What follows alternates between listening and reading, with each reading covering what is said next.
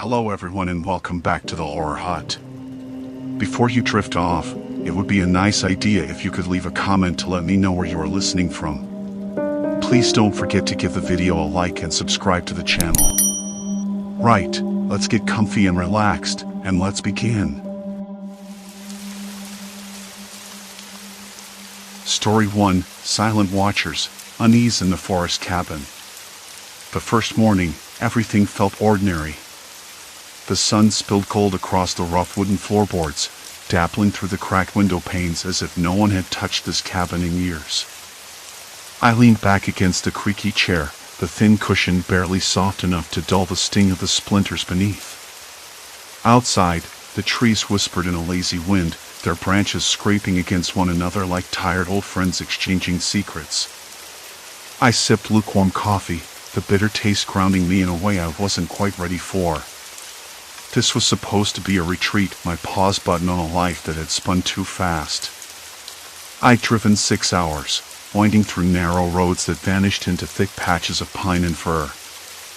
The GPS had lost signal somewhere near the turnoff, but I didn't mind. The sense of being utterly alone was exactly what I wanted. No emails, no calls, no one needing anything from me. Just me and the forest. The cabin was small. A single room with a stove, a bed pushed into the corner, and a rickety table where I'd unpacked my few belongings. The scent of old wood mixed with damp earth seeped in through the thin walls. It was the kind of place where every creak and groan felt alive, like the house was breathing around me. I liked that. It made me feel less alone, even though I was. After setting down the last box, I went outside to stretch.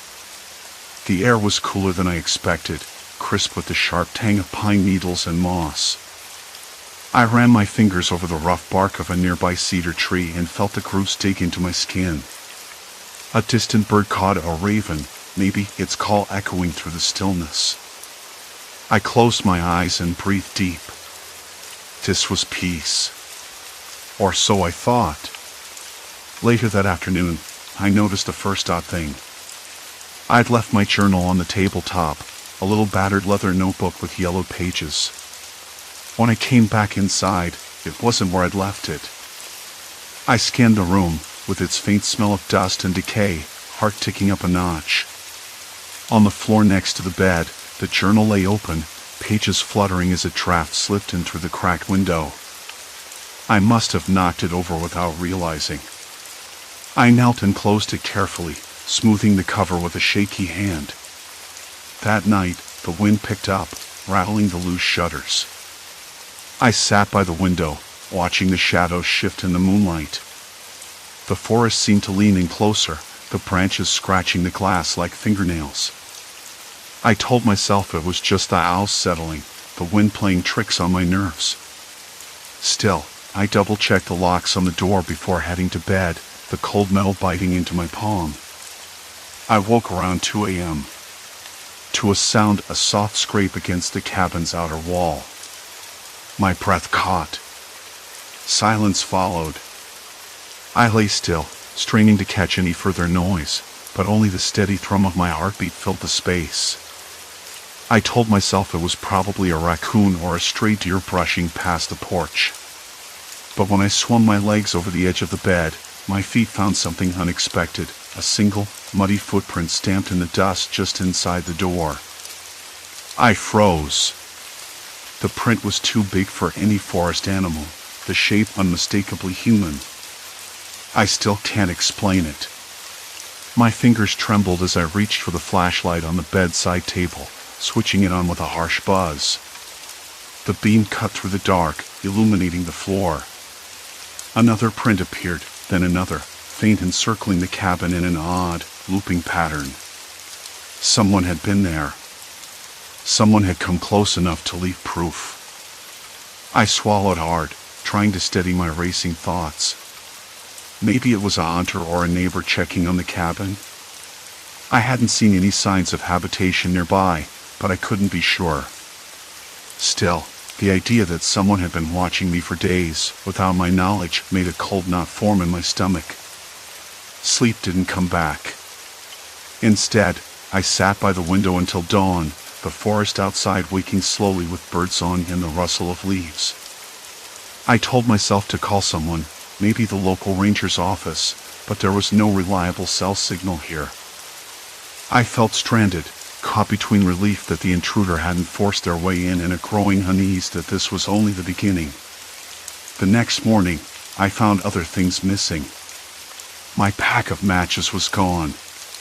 So was the small jar of sugar I'd set on the counter. I checked the shelves twice, hoping I'd just misplaced them. But no! The space where they'd been sat oddly empty, too deliberate to be accidental. I paced the cabin, listening. Every snap of a twig beyond the walls made me jump, every distant call of a bird sounded like a warning. The sunlight through the window no longer felt warm, it felt exposed, like being watched through a screen. I'm not usually this jumpy. I'm not easily rattled. But the silence around me had started to thicken, like fog rolling in off the forest floor. It pressed against my skin, settled in my bones. By midday, I decided to inspect the perimeter. The ground was soft from last night's rain, perfect for footprints. I crouched and scanned the earth, heart hammering as I traced the muddy circles around the cabin. They were fresh, the edges still sharp. Whoever had been here wasn't just passing through. They'd stayed close, moving in patterns that felt almost deliberate. I wondered if I should leave. I thought about packing up, driving back to the noise and the clutter of the city. But part of me resisted. This place was supposed to be a refuge, a break from everything that chased me daily. Was I imagining it? Overreacting? I tried to convince myself that the forest was just alive in its own way, alive and unpredictable. Maybe it was my imagination twisting the shadows and sounds into something sinister. I know how that sounds. I've been alone before. I've felt the quiet press in and make the world seem bigger than it is. But then, as I turned to head back inside, I caught the faintest hint of a scent, something musky and earthy, like damp leather mixed with pine sap. It wasn't unpleasant, but it wasn't natural either. It made the hairs on my neck rise. I glanced over my shoulder. Nothing. Just trees. Just the forest watching. That night, I left the porch light on. I sat by the window with the curtains pulled back, watching the darkness beyond the glass. The moon was a pale sliver, barely enough to light the path, but I could see the outlines of the trees and, just beyond, the faintest movement. A shadow shifted. I blinked. It was gone. Maybe a trick of the light. Maybe I was tired. Or maybe someone was out there. Watching. Waiting. Silence. Complete silence. And then, a slow, deliberate knock on the door. The knock came again, slow and measured, like a deliberate tapping on a hollow tree. I didn't answer. I couldn't. Instead, I pulled the curtains closed, the fabric rustling louder than I wanted, and backed away from the window. My hands trembled as I locked the door, the old latch clicking into place. My eyes darted toward the shadows pooling in the corners of the room, with its faint smell of dust and decay. Silence pressed in again, thick and suffocating. I could taste it, bitter and metallic. I sat on the edge of the couch, fingers tapping against the rough wool of my jacket. I tried to tell myself it was nothing, probably a raccoon, or some kid playing a prank. But the scent, the footprints I found earlier circling the cabin, the missing items, all those small, deliberate changes, they told a different story. Someone had been out there, watching me, knowing I was alone. I forced myself to stand and move toward the kitchen. The old wooden floorboards creaked underfoot. I opened the cupboard where I'd left my small stash of food and supplies, checking that everything was still there. A can of beans was missing. Not just misplaced, gone. I ran my fingers along the shelf, looking for any sign of disturbance. Nothing else seemed disturbed, but that absence gnawed at me. I grabbed a flashlight and stepped outside, the night air cold and sharp against my skin. The moon was hidden behind thick clouds, leaving the forest darker than I expected. I scanned the perimeter of the cabin, flashlight beam cutting through the blackness. The footprints from earlier were still there, faint but unmistakable, circling the building in a slow, patient loop. They were fresh, the soil hadn't dried since I first noticed them. My breath came out in visible puffs as I crouched to examine the prints. They were oddly spaced, almost too careful, like the person was trying not to make noise or be seen. I traced the outline with a finger, feeling the cold earth crumble beneath. The thought of someone moving so close, so deliberately, made my skin crawl. I wanted to call out, to yell, but the quiet was too thick, too alive. I walked the edge of the cabin again, the flashlight beam catching on something near the back porch. A small scrap of fabric caught on a nail, threadbare and stained. I pulled it free with a quiet snap. It smelled faintly of sweat and earth, a human smell that didn't belong here. My mind raced through possibilities. How long had they been here? How many times had they circled this place without me noticing? Back inside, I locked every window, double-checked the door, then sat down at the kitchen table with the scrap of fabric in my hand.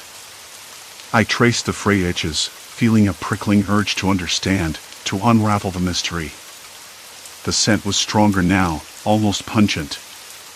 I closed my eyes and breathed it in again. A distant dog barked, sharp, urgent, breaking the silence. The sound was oddly comforting, a reminder there was life beyond this suffocating bubble of threat. Or was it a warning? I couldn't tell. I rubbed my temples, trying to think clearly. I needed a plan.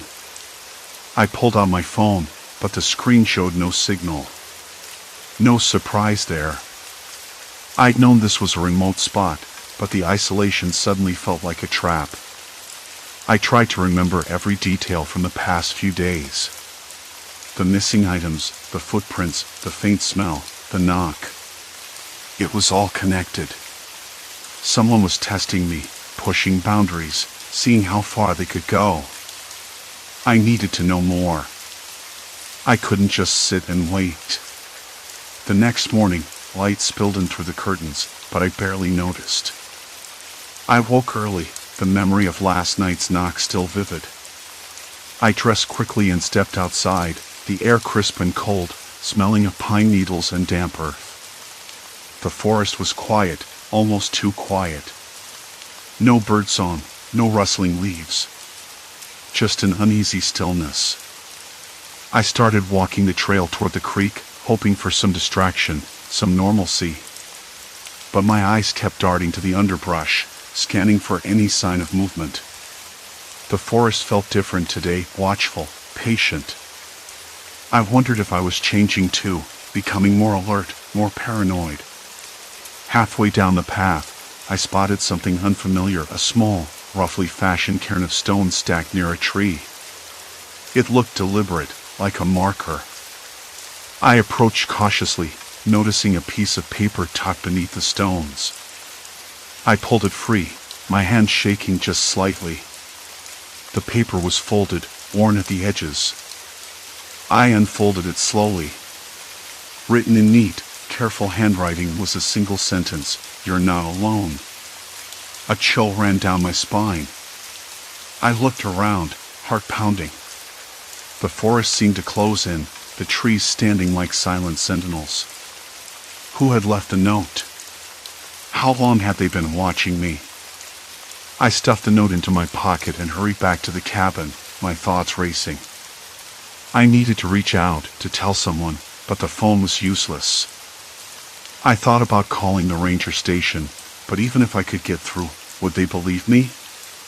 Back inside, I locked the door behind me and double-checked the windows. The sense of being watched was overwhelming now, a constant pressure at the back of my mind. I paced the room, running through everything I'd seen, heard, and smelled. Then, I noticed something high on the kitchen counter, a small pile of pine needles, carefully arranged in a rough circle. I hadn't put them there. I never would have. My breath caught. Whoever was out there, whoever was watching me, was no longer content to hide. They were playing a game, a slow, deliberate game of cat and mouse. The stakes were rising, and I was the only player who didn't know the rules. I sat down heavily, trying to steady my breathing. I thought about the note, the footprints, the missing can of beans. I thought about the knock on the door and the scrap of fabric. I thought about the person up there, just beyond the trees, waiting. And I knew I had to find out who. Before I could plan anything else, a sudden sound came from outside, something sharp and deliberate, like a branch snapping underfoot. I froze, every muscle tight. The forest was quiet again, but I knew better now. Quiet wasn't safe. I moved to the window, peering into the dark. A figure stood just at the edge of the porch light's reach, a silhouette blending with the shadows. I blinked, and the figure was gone. Silence. Complete silence. But the game had changed. And I wasn't sure I wanted to keep playing. The night stretched on, thick and unyielding. I pulled back, heart hammering so hard it felt like a fist inside my ribs. This wasn't just some random trespasser. Whoever it was knew the cabin, knew me. The footprints, the missing beans, the note, all pieces of a puzzle I hadn't even realized I was trying to solve. Now, I was part of their game, and I was losing. I wiped the glass with the back of my hand and stepped away, but the uneasy weight in my chest didn't lift. The porch light flickered, a weak pulse against the dark. I glanced at the door. It was locked, the deadbolt engaged. Still, I didn't feel any safer. I tried to think. What did they want? Why here? Why me? The cabin had been my refuge, my escape from the noise, the crowds, the endless chatter of city life. Instead, it was turning into a cage. Every creak in the floor, every rustle outside was a silent intrusion. I moved back to the kitchen, trying to focus on something mundane. The missing can of beans nagged at me, small, but deliberate. Someone had been inside, rifling through my things, watching my routines. I opened the cabinet again, checking the shelves systematically.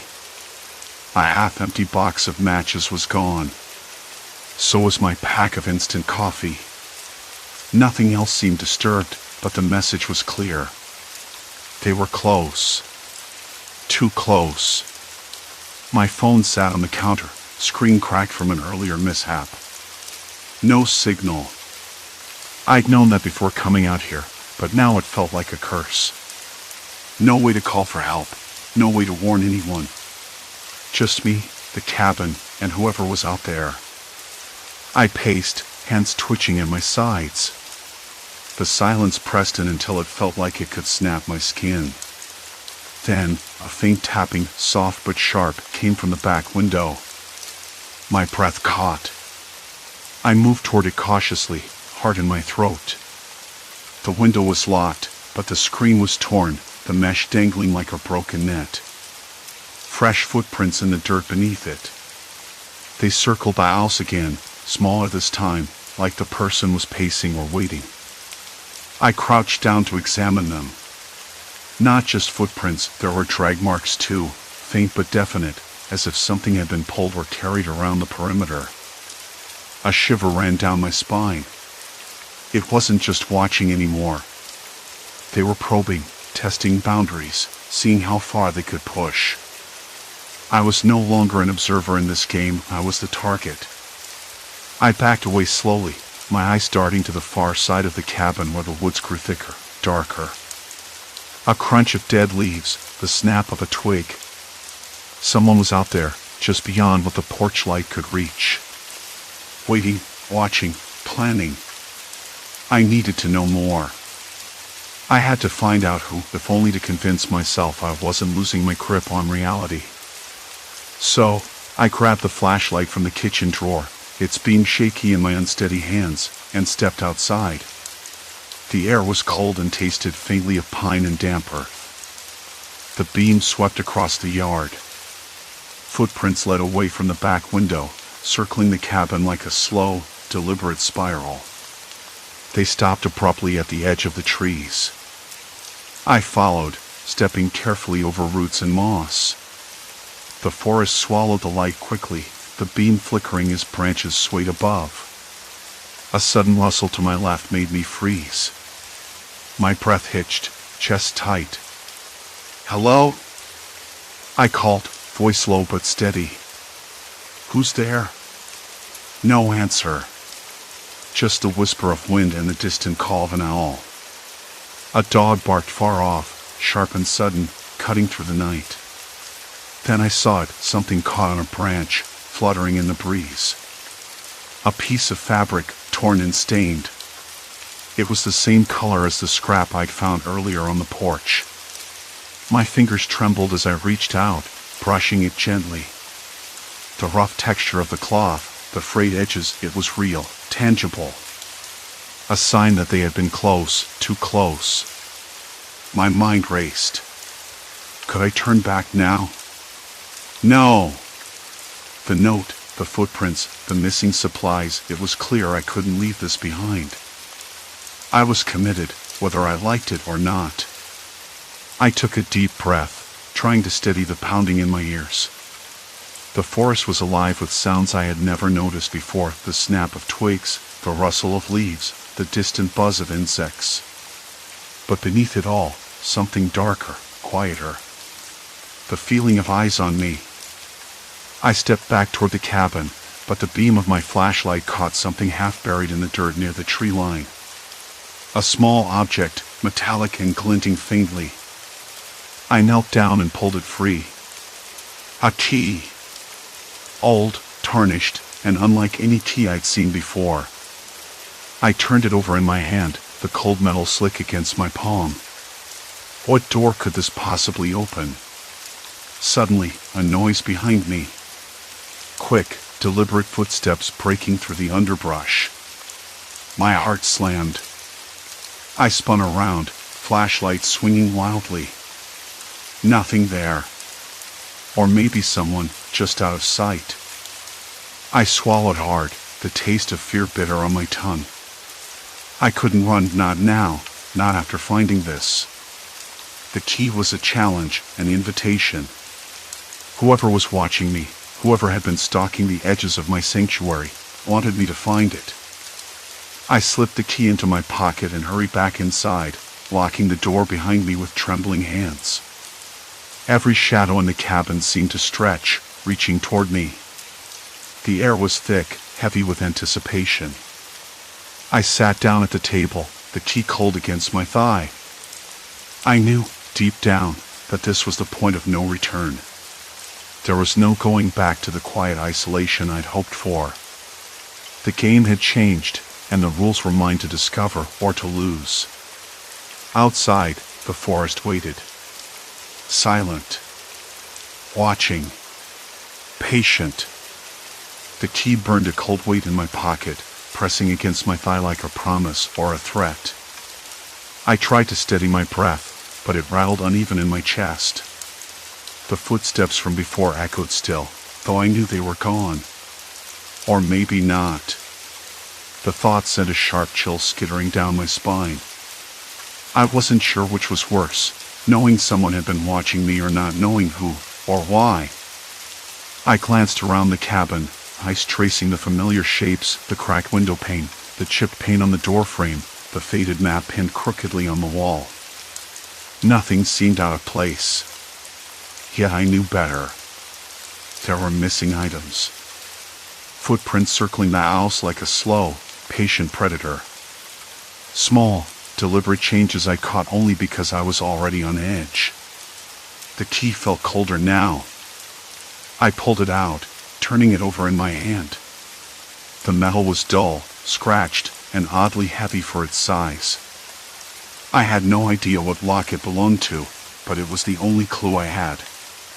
Whoever left it wanted me to find it. Wanted me to open something. To cross a line. My fingers trembled as I stood and moved toward the back of the cabin, where the old storage closet sat. I'd barely noticed it before, just a cramped space full of dusty boxes and cobwebs. The door was padlocked, rusted shut. No match for this key, I hoped. Sliding it into the lock, I felt a surge of relief when it clicked open on the first try. Inside, the air was stale, smelling of damp wood and forgotten years. I flicked on my flashlight, the beam cutting through the gloom. Shelves lined the walls, cluttered with tools, cans of paint, a coil of rope. But what caught my eye was a small, battered notebook lying on the floor, its cover cracked and faded. I picked it up with care, flipping through pages filled with cramped handwriting. At first, it was just notes, dates, observations about the weather, animal sightings. Then the entries grew darker, more erratic. Mentions of me, of my routines, what I ate, when I slept, how I moved through the cabin. My skin prickled. Someone had been keeping track of me. For days, maybe weeks. I sank back onto the floor, the notebook heavy in my lap. The words blurred as my mind raced. Why? What did they want? Was this a game? A warning? Or something worse? A sudden noise made me freeze. A soft scrape at the window, like nails dragging lightly against glass. My breath caught. I spun toward the sound, flashlight beam slicing the shadows. Nothing. Just the wind or a branch brushing against the pane. I told myself that firmly, but my hands betrayed me, shaking as I lowered the light. I couldn't stay here. Not like this. But where could I go? The forest was a maze, endless and unforgiving. The cabin was my only shelter, but it had become a cage. I closed the notebook, sliding it into my jacket pocket. If this was a challenge, I had to meet it head on. I had to find whoever was watching me. To understand what they wanted. To end this. The night stretched long and silent. I sat by the window, eyes straining to catch any movement among the trees. My senses sharpened, every rustle a potential threat, every shadow a lurking presence. Hours passed. The moon slid across the sky, pale and cold. Then, just as exhaustion began to pull at my eyelids, I saw a faint glimmer, a flash of movement beyond the tree-line. Someone was there. Watching. I stood quickly, heart hammering. Who's there? My voice cracked, brittle in the stillness. No answer. Just the whisper of the wind through the pines. I clenched my fists, the taste of fear bitter and sharp. I wasn't sure how much longer I could keep this up. How long before the silence broke and the watcher stepped out of the shadows. The forest waited. I was trapped in the dark, the key heavy in my pocket, the notebook in my hand, and the weight of unseen eyes pressing down on me like a storm about to break. A twig snapped somewhere to my left, crisp and sudden, slicing through the thick quiet like an item. I froze, breath hitching, every muscle taut as wire. The shadows seemed to pulse, stretching and shrinking with the faint glow of the moon. My fingers tightened around the notebook's spine, the leather cover rough against my palm, grounding me in this moment. I forced myself to take a slow, steady breath, willing my legs to move. One step forward, then another. The underbrush crunched softly beneath my boots as I edged toward the direction of the sound, heart hammering in time with each cautious footfall. The key, cold and unfamiliar, pressed into my pocket, a reminder of why I was here, why I couldn't turn back now. Suddenly, a flicker of movement, barely more than a shadow, darted between the trees ahead. I stopped dead, eyes scanning desperately. The forest seemed endless, a maze of trunks and branches that swallowed shapes whole. The watcher was close. I could feel it, a presence lingering just beyond sight, patient and hungry. My fingers trembled as I flipped open the notebook, searching for something, anything that might tell me what to do next. The worn pages whispered secrets in the moonlight, cryptic notes and half-remembered warnings. Then I found it, a sketch of this very forest, a hidden path marked with a faint red line that twisted deeper into the darkness. Swallowing the rising panic, I made a decision. If I was going to be hunted, I would hunt back. Steeling myself, I stepped off the beaten trail, following the fragile thread of the map into the unknown, hoping the watcher wouldn't be fast enough to catch me. I woke before dawn, pulled from restless sleep by a faint scratching sound, like fingernails dragging across dry bark. The cabin was quiet otherwise, the kind of quiet that presses against your ears, waiting. I lay still, eyes adjusted to the dim, and listened. Nothing more. Just the rhythmic tapping, slow and deliberate, somewhere just outside the window. My breath caught. I wanted to tell myself it was a squirrel or a branch brushing the glass. I even tried, whispering, "It's nothing." But the sound didn't stop. I slipped out of bed and padded across the wooden floor, the old boards creaking under my weight. The air was cold, sharper than the day before, biting at my skin through the thin cotton of my shirt. My fingers trembled as I pulled the curtain aside. The forest looked black and empty, but there it was, a set of footprints, small and cautious, circling the cabin's perimeter. The prints were fresh, the edges still crisp in the damp earth. I stared at them, heart pounding, the silence growing heavy around me. For days, someone had been here, watching, moving around my refuge like a ghost, unseen, unheard until now. I swallowed hard, tasted the metallic tang of fear rising in my mouth. I didn't want to believe it. Maybe it was an animal. But the pattern was too precise. The footprints formed a deliberate loop, as if someone was mapping the house, learning its shape by footfall. I traced the line with my eyes, noticing breaks where the prints suddenly disappeared, only to reappear on the other side. Someone had been careful, moving quietly, almost like they didn't want to be found. I pulled the curtain back, heart hammering. The forest was still. No movement. No shadow. I closed the window and leaned against the cold glass, feeling the rough wood of the frame under my palms. My breath fogged the pain. I pressed my face close, searching. The rising sun had begun to stain the sky a pale orange, but the trees remained dark sentinels. Later, as the day brightened, I tried to focus on ordinary tasks. The coffee pot sputtered and hissed, filling the cabin with a bitter, burnt smell. I chopped vegetables with slow, deliberate strokes, but every sound, the dull thud of the item, the scrape of metal against wood felt amplified, echoing in the tight space like a warning. I kept glancing toward the windows, half expecting to catch a glimpse of movement. At one point, I noticed the kitchen towel was missing, replaced by a smaller, rougher rag I didn't recognize. My pulse quickened. I searched the cabin, checking drawers and shelves. Nothing else seemed out of place. A misplaced rag. That was all. But the idea that someone had been inside, touching my things, rearranging the smallest details, it made the walls close in tighter. I sat down heavily on the worn couch, the fabric prickling my skin.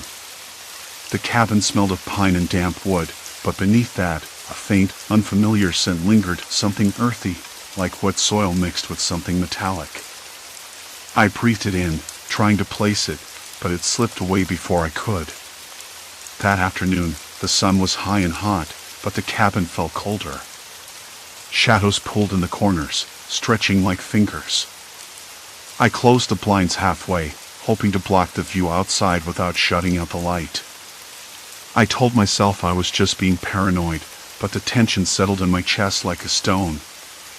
I couldn't shake the feeling that the walls were watching me back. Around 5, I heard footsteps, soft, deliberate, circling the house again. Not outside, but just beyond the thin wooden walls. My pulse sped up. I moved to the door and pressed my ear against the grainy surface. The steps stopped. Silence. Then a faint tapping on the porch railing. A slow, steady rhythm. I wanted to call out, to say, "Who's there?" but my voice caught in my throat. Instead, I whispered, "I know you're there." The tapping stopped. The silence was so complete it nearly drowned out my own heartbeat. I spent the next hour pacing, running my hands along the walls, feeling for any sign of a hidden entrance. Nothing. The cabin was old but solid, no cracks or gaps big enough for a person to slip through unnoticed. And yet, someone had been here, moving around me like a shadow. When night fell, the forest outside transformed. The wind picked up, rattling the loose shutters, carrying distant animal calls that sounded like cries or warnings. I lit every lamp, filling the rooms with a warm glow. The flickering flames cast long, jittery shadows that danced on the wooden walls, twisting into shapes that made my skin crawl. I sat by the window, watching the dark woods. The moon was thin, a sliver barely lighting the path. Then I saw it, a figure, standing just beyond the tree line. Still. Watching. The outline was vague, blurred by distance and shadow, but unmistakably human. I swallowed the lump rising in my throat and forced myself to speak. "Why are you here?" The voice came out barely audible, rough and cracked. The figure didn't move. Didn't respond. Then, slowly, it turned and disappeared into the darkness. I closed the window, locking every latch. The cabin was sealed tight, but I knew it was a fragile barrier against the unknown outside. Against the watcher. I sat back, exhausted, the weight of isolation pressing down. Days of silence, broken only by small, deliberate incursions into my space. Someone had been here, close enough to touch my life, but distant enough to remain unseen. The thought made my hands shake. That night, sleep was elusive. Every creak and groan of the cabin sounded like footsteps echoing through the halls. I kept the lamps burning low, the flickering light a thin shield against the darkness pressing in on all sides. Morning came slowly. I stepped outside, the cold air a sharp slap against my face. The footprints were gone. No sign of anyone. The forest was still. The watcher had vanished, as quietly as they had arrived. I packed my things methodically, my movement steady despite the knot in my stomach.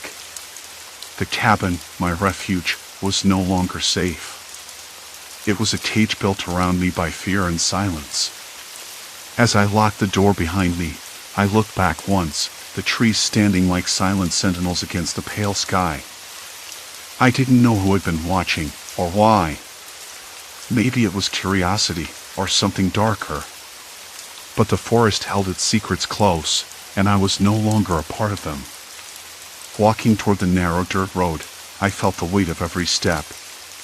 Alone, yes, but now free. The watcher was gone. The silence lifted. And though the fear lingered, it no longer had a home in that cabin. I didn't look back again. Story 2 of Voices Within, Unseen Minds Invade. It started the morning I ordered coffee at the corner cafe, a place I'd visited every weekday for the last 3 years. "Your usual?" I said, and the words felt wrong, like a mask stretched too tight across my face. The cafe smelled of burnt espresso and old wood, the air, cold and heavy with silence thick with the low murmur of conversations and the faint clinking of porcelain cups. Outside, the sky was a dull gray, the kind of day that made you want to stay indoors, hidden from everything. I blinked at my reflection in the glass counter. My own face stared back, but the voice that had spoken was not mine. It was hers. The barista's. A flicker of heat rose in my cheeks. I tried again, this time in my own voice, but it wavered, shaky, as if I was trying to remember something I'd forgotten. She looked at me, eyebrows raised, and I forced a laugh. "Guess I'm not awake yet," I said, my voice cracking on the last word. She didn't say anything, just handed over the coffee. I took it, the warmth of the cup seeping into my palms, grounding me, or so I hoped. Walking down the street, the city felt different, as if the usual hum was slightly off-key. The chatter from the market stall smelled of fresh bread and spilled fruit juice, mixed with something metallic, faint and unsettling. I pressed the cup to my lips, tasting the bitterness, the slight burnt edge that always made me grimace. I told myself it was just fatigue, or maybe the leftover stress from last night's restless sleep. But deep down, I knew it was something else. By noon, the voice episodes had multiplied. At the grocery store, the cashier's tone slipped into my words while I asked about the price of apples. It wasn't just mimicry anymore, it was like fragments of their memories, their mannerisms, bleeding into me without warning. I caught myself staring blankly at the shelves, a sudden rush of someone else's thoughts crowding my mind, shoppers, strangers, people I'd never met but whose lives I was suddenly intruding upon. A woman's laughter echoed in my head, sharp and brittle, a man's quiet worry about a missed appointment. They weren't mine, but they felt as vivid as my own. When I got home, the silence was supposed to be a relief. Instead, it was heavy, pressing against the walls of my small apartment like a thick fog. The faint buzzing of the refrigerator was a constant, and the faint smell of detergent clung to the air. I sank into the worn fabric of my couch, the springs creaking under me. I tried to focus on a book, but the words on the page blurred. Then, another voice slipped through this time, a deep, slow drawl that wasn't mine. It whispered memories of a man I didn't know, someone who had sat in this very room, maybe years ago. His secrets, his regrets, spilled into my mind without permission. I swallowed hard, the taste of cold coffee lingering at the back of my throat. My hands trembled, fingers curling into fists against the fabric of the couch. Was I losing my mind? Or was this something worse? A sudden knock at the door startled me. My breath caught in my chest. I wasn't expecting anyone. "Hello?" I called, voice unsteady, trying to sound normal. No answer. Just the echo of my words bouncing back. I moved to the peephole and looked out. The hallway was empty. A flickering light bulb overhead cast long, uneven shadows along the walls. Somewhere down the hall, a dog barked twice, sharp and distant. My pulse quickened. I leaned closer, trying to catch any sound, any movement, but there was nothing. Nothing but silence. Complete silence. I backed away and locked the door again, sliding the bolt into place. The apartment felt colder suddenly, the air thinner. I sank back onto the couch, the weight of the day settling heavily on my chest. I told myself to call someone, a doctor maybe. But who would understand? How do you explain that your own voice has become a stranger's? That memories not your own invade your mind without warning? I didn't want to think about it. Not yet. Outside, the city carried on unaware, indifferent. The street lamps flickered on, casting pools of yellow light that shimmered on the wet pavement. I watched a stray cat slip through a puddle, its fur matted and damp. And then, just as I was about to close my eyes, the voice returned. Not mine. Not any voice I'd heard before. Soft. Low. Urgent. Don't trust them. The words echoed in my mind, chilling and clear. I sat up straight, every hair on my arms standing on end. There was no one there. No one at all. But the warning stayed with me, like an itch beneath my skin I couldn't scratch. That night, I didn't sleep. Instead, I paced the room, the shadows stretching and shrinking with each flicker of the streetlight outside. Questions tumbled through my mind. Who were they? What danger was I supposed to avoid? The city, usually a blur of noise and motion, felt suffocatingly silent, as if it were holding its breath alongside me. My phone buzzed on the table, a message from an unknown number. Be careful who you trust. My pulse quickened. This wasn't a coincidence. Something was unfolding, and I was right in the middle of it. I pocketed the phone and glanced toward the window, where a figure melted into the darkness, watching. The night didn't get any quieter. I pulled my phone out, the screen lighting up the room in a cold blue glow. The message from the unknown number sat there, mocking me. Be careful who you trust. I stared at it for a long moment, thumb hovering over the reply button. Part of me wanted to ask who they were, how they knew me, but the other part, maybe the smarter part, told me silence was safer. I deleted the message instead, heart thudding in my chest. Sleep wasn't coming. Not tonight. By early morning, exhaustion clawed at my eyelids, but I kept pacing. I tried to focus on something real, the faint smell of damp concrete leaking through the cracked window, the uneven rhythm of my shallow breathing. It was all I could cling to when my own voice betrayed me again. I was brushing my teeth when it happened, a sudden shift in tone, words I hadn't chosen slipping out with someone else's accent, someone else's hesitation. I'm sorry, I whispered to the mirror, feeling the strange warmth of tears I wasn't sure were mine. Who are you? The reflection stared back, neutral, but my mind raced. This wasn't just mimicry anymore. It was deeper. Memories, fragments of places I'd never visited, feelings that weren't mine but felt embedded in my skin. I needed a plan. The next morning, I made my way to the public library, hoping the bright, crowded space would steady me. The familiar rustle of pages and the low murmur of readers were a balm, though my hands still shook as I signed in at the front desk. I sat at one of the long tables by a window, sunlight filtering through dusty blinds and casting striped shadows across my notes. I'd started jotting down everything, voices, phrases, memories that slipped into my mind unbidden. Patterns emerged. The voices weren't random. They belonged to people connected by geography, time, or circumstance. One voice led to another, like a twisted chain of secrets. I pulled up news archives on the library's computers. The first name that screamed at me was Marian Ellis. The voice I heard last night, the one that warned me, matched the tone I'd unconsciously echoed earlier that morning. Marian Ellis was a woman who had disappeared 6 months ago, last seen near the neighborhood where I live now. The article was brief, unremarkable at first glance, a missing persons notice, a few lines about a woman, mid-30s, no known enemies, vanished without a trace. But something about it felt off. The language was sterile, almost dismissive.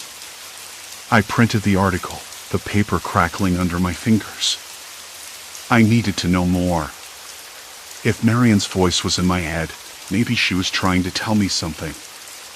I could almost hear her desperation beneath the words, like a faint pulse begging for attention. I spent hours combing through other records, local forums, missing persons databases, obituaries, anything that might connect the dots. The more I found, the heavier the weight in my chest grew.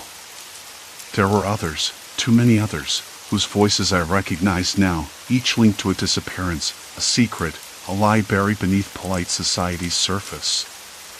By late afternoon, the library was nearly empty. The quiet felt oppressive, as if the walls themselves held their breath. When I packed up my things, the flicker of unease returned. I glanced out the window and caught a glimpse of movement, a shadow shifting behind a tree across the street. No one should have been there. Back home, I tried to shake off the feeling of being watched. The streetlight flickered again, the same uneven rhythm as last night. I locked the door behind me and leaned against it, the cool metal pressing into my back. My phone buzzed once more. Another message. This time from the same unknown number. They're closer than you think. I dropped the phone onto the counter, the screen darkening. The room suddenly felt smaller, the air thick and hard to breathe. I ran my hands over my face, trying to ground myself. My reflection in the window looked tired, worn down by something I couldn't name but could no longer ignore. The voices had started as a curiosity, a strange quirk. Now they were a warning. And somewhere in the tangled mess of memories and warnings, I realized I was no longer just a bystander.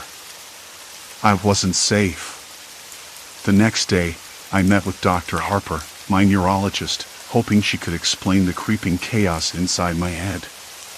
Her office was sterile, the faint scent of rubbing alcohol and old paper filling the air. She listened patiently as I described the voices, the memories that weren't mine, the warnings that felt urgent and real.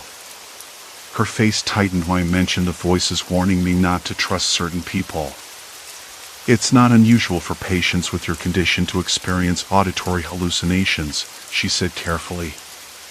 But your case is more complex. I nodded, biting my lip. It's like I'm channeling them. Their fears, their secrets. Dr. Harper's eyes darkened. Memory and identity are fragile things. Your brain is trying to make sense of conflicting signals, but sometimes that creates shadows where none should be. I wanted to ask if she believed me, but the words stuck in my throat. Instead, I pressed, what if those shadows are real? She leaned back, fingers interlaced. Sometimes, the mind sees threats that aren't there. But sometimes, it senses danger before the conscious mind can. Her answer didn't bring relief. If anything, it made the night's warnings feel more ominous, more tangible. That evening, as I sat by the window, the city's low hum washing over me, I tried to focus on the sounds outside, the distant bark of a dog, the crunch of tires on gravel, the occasional burst of laughter from a passing group. But beneath it all, there was an undercurrent I couldn't shake. A presence. I turned sharply when the voice came again, softer this time, barely a whisper. They're watching the building across from you. I froze. My eyes darted to the window opposite mine, the darkened shape of the old apartment block looming like a silent sentinel. Through the cracked blinds, I thought I saw a flicker of movement, a silhouette retreating.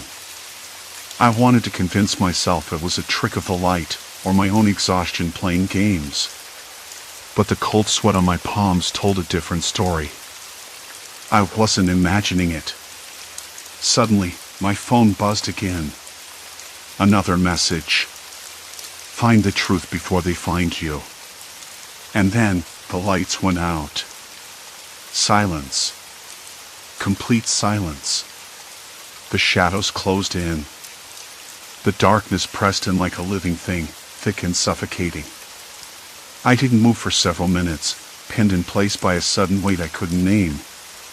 The silhouette across the street haunted me just for a second, then gone. Had I seen it at all? My mind didn't want to admit the answer. No, I wasn't hallucinating. Not this time. The old apartment block sat like a dark monument, windows empty, eyes staring back. I thought about calling the police, but what would I say? Some shadow watching me? The flicker of a figure? They'd probably think I was nuts, or worse, a troublemaker.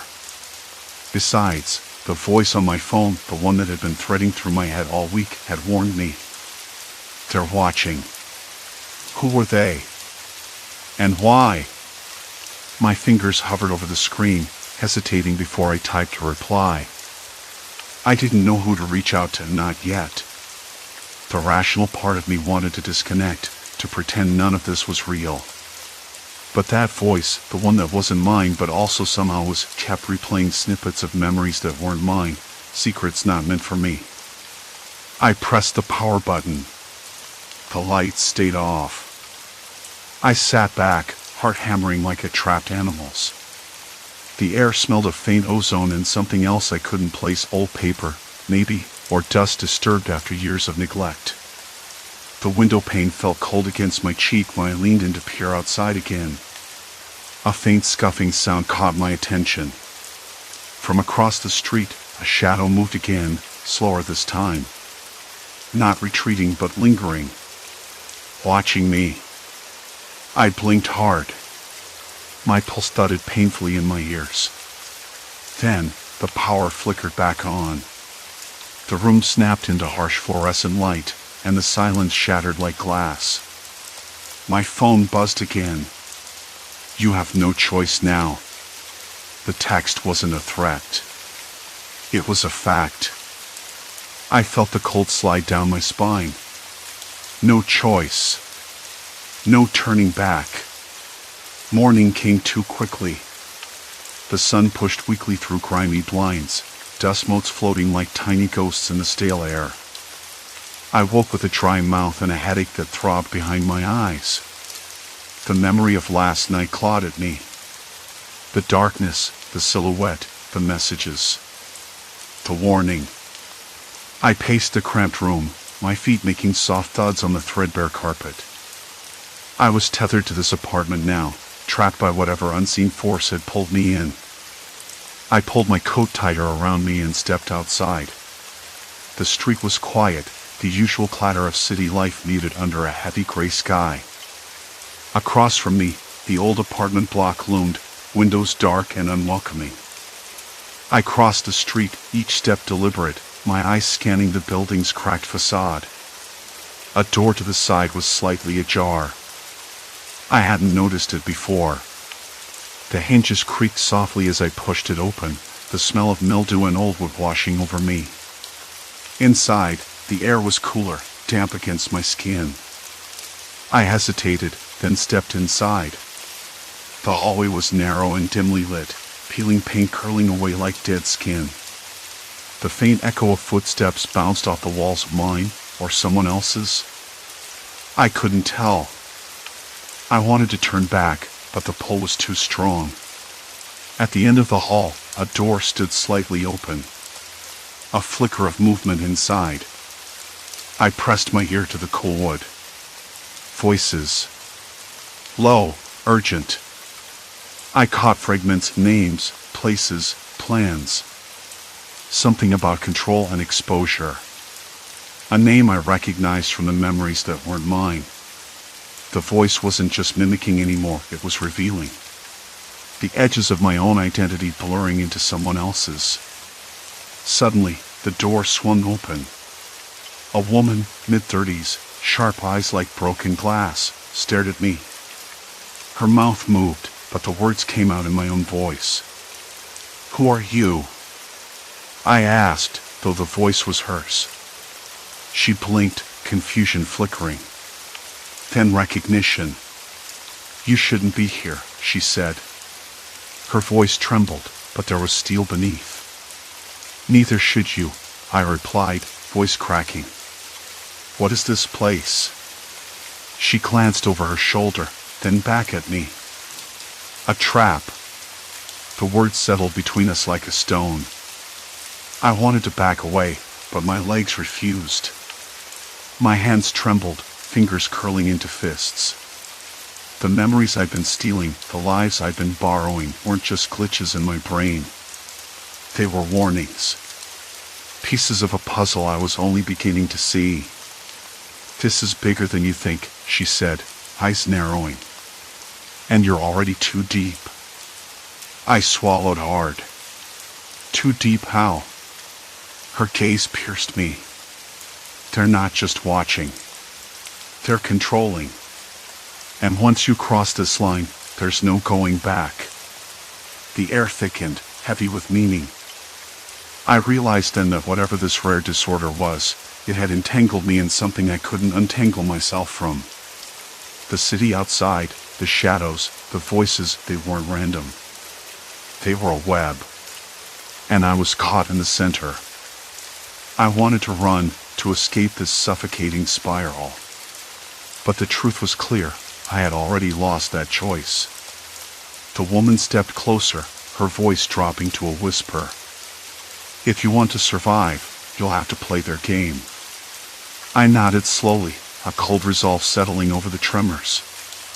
No more running. No more hiding. I was in it now. There was no turning back.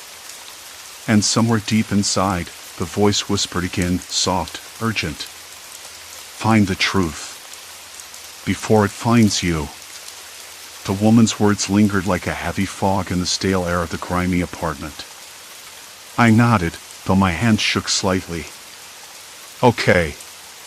What game? She didn't answer right away. Instead, she pulled a folded piece of paper from the inner pocket of her coat, the edges dog-eared and stained. The smell of damp ink and old paper hit me, sharp and unsettling. I took the paper, fingers brushing the rough texture, heart hammering. Tonight, she said softly, you're going to meet them.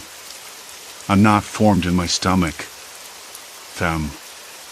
The people behind the voices, the memories that weren't mine but had become tangled inside my head. I wanted to ask who, but the words caught in my throat. Before I could protest, she turned and disappeared into the shadowed hallway. I stayed rooted to the spot, the weight of the paper burning in my palm. Outside, the city was alive with restless energy, the distant wail of sirens, the muted chatter of late-night pedestrians, the sharp clang of a garbage can lid somewhere down the alley. The air smelled of rain and exhaust, a bitter cocktail that made me wince. I unfolded the paper. The writing was cramped, hurried, but clear enough, an address, a time, and a single word scrawled beneath it, obey. Obey. The word twisted in my mind. Who was I supposed to obey? What choice did I even have? I shoved the paper into my pocket and forced myself up from the peeling couch. The floorboards groaned beneath my feet as I moved toward the door, the faint creak echoing like a warning. The street outside was slick with recent rain, the pavement reflecting the neon glow from a nearby diner sign. I pulled my coat tighter against the chill and started walking. My breath came out in shaky clouds as I tried to steady the chaos inside my head. The city felt different tonight. Thicker. Like the air was charged with something unseen but deeply wrong. I kept glancing over my shoulder, half expecting to see someone following me. My voice flickered inside me, not my own, whispering fragments of memories that weren't mine, a woman's laughter, a man's sharp command, the quiet sobbing of a child. I blinked hard, trying to shake the voices loose, but they clung to me like shadows. The address led me to an old building tucked between a boarded-up storefront and a shuttered bookshop. The faded brick was cracked and stained, the windows dark except for a faint glow leaking from behind a heavy curtain. I hesitated at the door, my skin prickling with a sudden cold that had nothing to do with the night air. I could hear murmurs from inside, voices low and urgent, like a conversation I was meant to overhear but not join. A sharp rapping startled me. The door creaked open just a crack, revealing a pair of eyes dark, assessing, and unblinking. "You're late," the woman said, voice low and clipped. I didn't know the time exactly," I stammered, my throat dry. She stepped back, motioning me inside with a flick of her wrist. The door shut behind me with a soft thud that sounded far too final. Inside, the room, with its faint smell of dust and decay, was dim, lit by a single lamp with a cracked shade that cast uneven shadows on peeling wallpaper. The air was thick with the scent of old wood and something metallic, like iron or blood. My stomach twisted unpleasantly. There were others here. I could sense them before I saw them, the faint shuffle of feet, the scrape of chairs, the low rumble of voices. They sat in a circle, faces shadowed, eyes flicking toward me as I entered. The woman who'd brought me here stepped forward. "Everyone, this is the one I told you about." A man with a lined face and cold eyes leaned forward. His voice was smooth, practiced, but carried an edge that made my skin prickle. "You've been hearing things, haven't you?" I nodded, swallowing a lump that had lodged in my throat. That's just the beginning, he said, lips curling into something like a smile.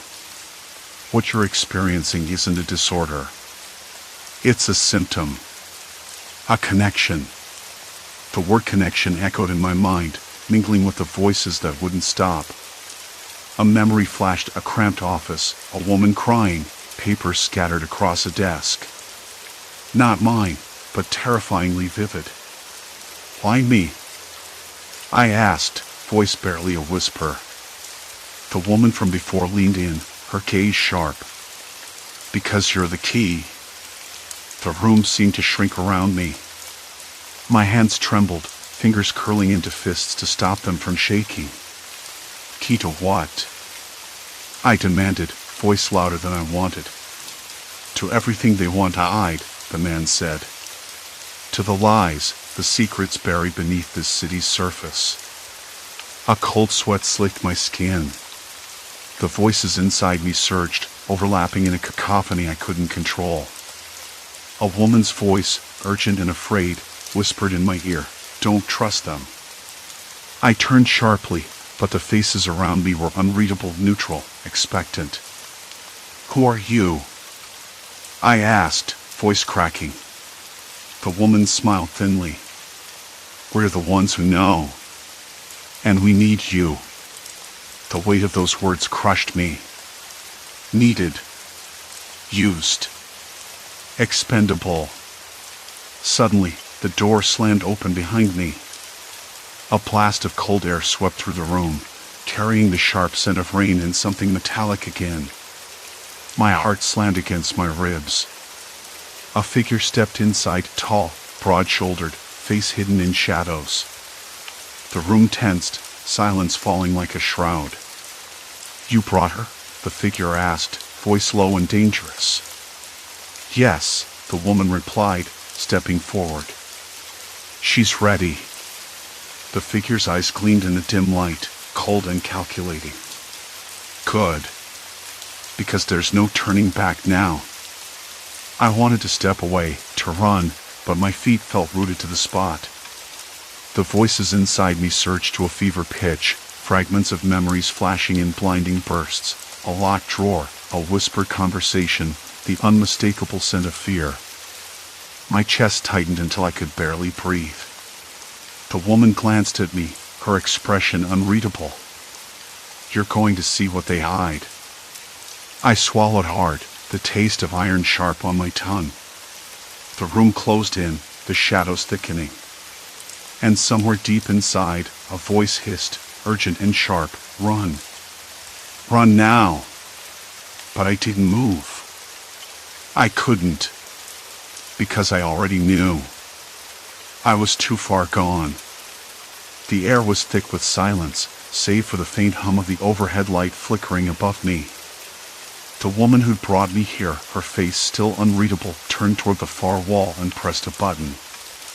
A panel slid open, revealing a narrow staircase leading downward. The faint smell of damp concrete and something metallic rose from below. I swallowed hard, the dry scrape of my throat loud in the quiet. "Come," she said softly, but there was no invitation in her voice. Only command. My feet moved before I could stop them. Each step down was a slow surrender, the voices inside me growing louder, overlapping. Fragments of memories I had no right to own flared up like broken glass against my mind. A child's laugh, a man whispering threats, a woman's scream swallowed by the dark. They weren't mine, but they felt stitched to my skin now, impossible to peel away. At the bottom, the air, cold and heavy with silence, was colder. Fluorescent bulbs lined the ceiling, their harsh light casting long shadows against peeling paint and cracked floor tiles. The room ahead was small, cluttered with old filing cabinets and stacks of yellowing papers. The woman motioned towards a desk piled with documents and photographs. "Look," she said. I approached slowly, breathing in the musty scent of stale paper and dust. On the desk lay a folder marked with my name. I hesitated, fingers trembling as I opened it. Inside, a collection of photographs, notes, and official documents chronicled my life and, more disturbingly, the lives of others like me. People whose voices and memories I had unwittingly absorbed, some of whom had vanished without a trace. One photograph caught my eye, a smiling woman, her eyes bright but tired, standing next to a man whose face was blurred out. The image had a jagged tear across the corner, as if someone had tried to erase part of the story. A note scrawled beneath read, "Do not trust the shadows." I looked up, meeting the woman's gaze. "Why am I here?" I asked, voice barely above a whisper. She exhaled slowly. "Because you're the only one who can expose what they're hiding. But it's dangerous. They'll come after you." The cold knot in my stomach tightened. "Who are they?" She hesitated, then said, "People who want to control the truth. They've been watching you, tracking the voices you carry. They see you as a threat." I remembered the figure at the door, the one who spoke with such certainty, and the way his eyes gleamed with something I couldn't name. Power? Fear? A hunger for control? It chilled me more than the basement's dampness. "I don't want to be part of this," I admitted. "I just want to be myself." Her expression softened, but only for a moment. "You're not yourself anymore." "Not entirely. But maybe that's the point, you're more now. And that scares them." I closed the folder, the paper crackling in my hands. The voices inside me settled into a low murmur, no longer a chaos but a chorus, each one a thread woven into the fabric of my fractured identity. "Can I stop it?" I asked, though I wasn't sure what it truly meant anymore. She looked away, then nodded. "You can try. But you'll need help." The sound of footsteps echoed from above, sharp and deliberate. My heart hammered against my ribs. We both froze. "Hide," she whispered. I slipped behind a filing cabinet just as the basement door creaked open. The tall figure stepped inside, followed by another shadowy presence. Their voices were low, tense. "Did she come down?" the first asked. "No sign yet," the second replied. "Check the office." I held my breath, the rough metal of the cabinet biting into my palm. My skin prickled, every nerve screaming to flee, but my body locked in place. After what felt like an eternity, the footsteps retreated. The basement door thudded shut, the lock clicking into place. The woman exhaled sharply. "We don't have much time," she said. "You need to get out. Now." I nodded, heart still racing, and followed her up the stairs. Outside, the night air hit me like a wave, cold, sharp, and real. The city's distant hum was a strange comfort after the oppressive silence below. "Where do we go from here?" I asked. She looked at me, eyes steady. "Somewhere safe. Somewhere we can figure out what you're really carrying and how to use it." I glanced down at my hands. They felt the same but somehow different, charged, as if the memories and voices inside had altered more than just my mind. I wasn't just me anymore. I was every fractured piece stitched together, a mosaic of voices too loud to ignore. The next morning, I woke up in a small apartment she'd rented. Sunlight filtered weakly through smudged windows. For the first time in weeks, the voices quieted to a gentle hum, like distant thunder rolling across the sky. I could taste the bitterness of coffee on my tongue and the faint scent of rain lingering in the breeze. I sat on the edge of the bed, fingers tracing the worn fabric of the sheets, and wondered how much of me was left beneath the echoes. The woman was already awake, sifting through a pile of papers on the kitchen table. "They're looking for you," she said without looking up. "But we've got time to plan." I nodded, though a part of me wanted to retreat, to disappear into the anonymity I'd lost. "Do you ever wonder if this will end?" I asked quietly. She smiled, but it didn't reach her eyes. "I used to. Now, I just hope it changes something. I understood that. Hope was fragile, but it was all I had left. Days passed, and I learned to navigate the cacophony inside me. The voices no longer overwhelmed but whispered guidance, memories offering clues like puzzle pieces falling into place. I started to reclaim my own story, even as I acknowledged the fragments of others I carried. It was unsettling, but also strangely grounding. One evening, as rain pattered against the window, I found myself speaking aloud, testing the boundaries of my fractured identity. "I'm still me," I said to the empty room. Or at least, something close. The words hung in the air, fragile yet defiant. The woman nodded from the doorway. That's a start. And maybe it was. Maybe the line between who I was and who I'd become would never be clear again. But I could live with that ambiguity. I had to. Because the truth was no longer just a secret hidden in shadows. It was inside me, tangled and raw. And I was learning, slowly, how to carry it without breaking. Outside, the city breathed on, unaware, relentless, alive. And so was I, changed, but still standing. Scared, but no longer silent. The voices would never leave. But neither would I. Story 3, Dimensional Freight, Haunting Cargo Routes. The highway stretched out in front of me like a thin gray ribbon, unspooling through the early morning fog. I checked the manifest again, although the list of cargo had already begun to needle at the back of my mind. It was supposed to be standard stuff: metal coils, packaged electronics, industrial plastics. That's what the dispatcher said, anyway. But the descriptions didn't quite match the labels on the crates. One shipment read dimension stabilizers, another quantum field regulators. I rubbed my eyes, sure I'd misread something. Maybe the new experimental routes had them using fancy jargon I wasn't supposed to understand. I don't mind a little mystery in my job. Keeps the hours from feeling like a grind. But something about this felt different, off. The air inside the truck smelled faintly of ozone and oil, with a hint of something floral I couldn't place. Lilies? No, that wasn't right. More like the scent of a cleaning product, too sharp to be natural. It's funny how smells can stick in your memory, even when you don't want them to. The radio crackled to life with a low buzz, and I reached over to adjust the dial. Static, mostly.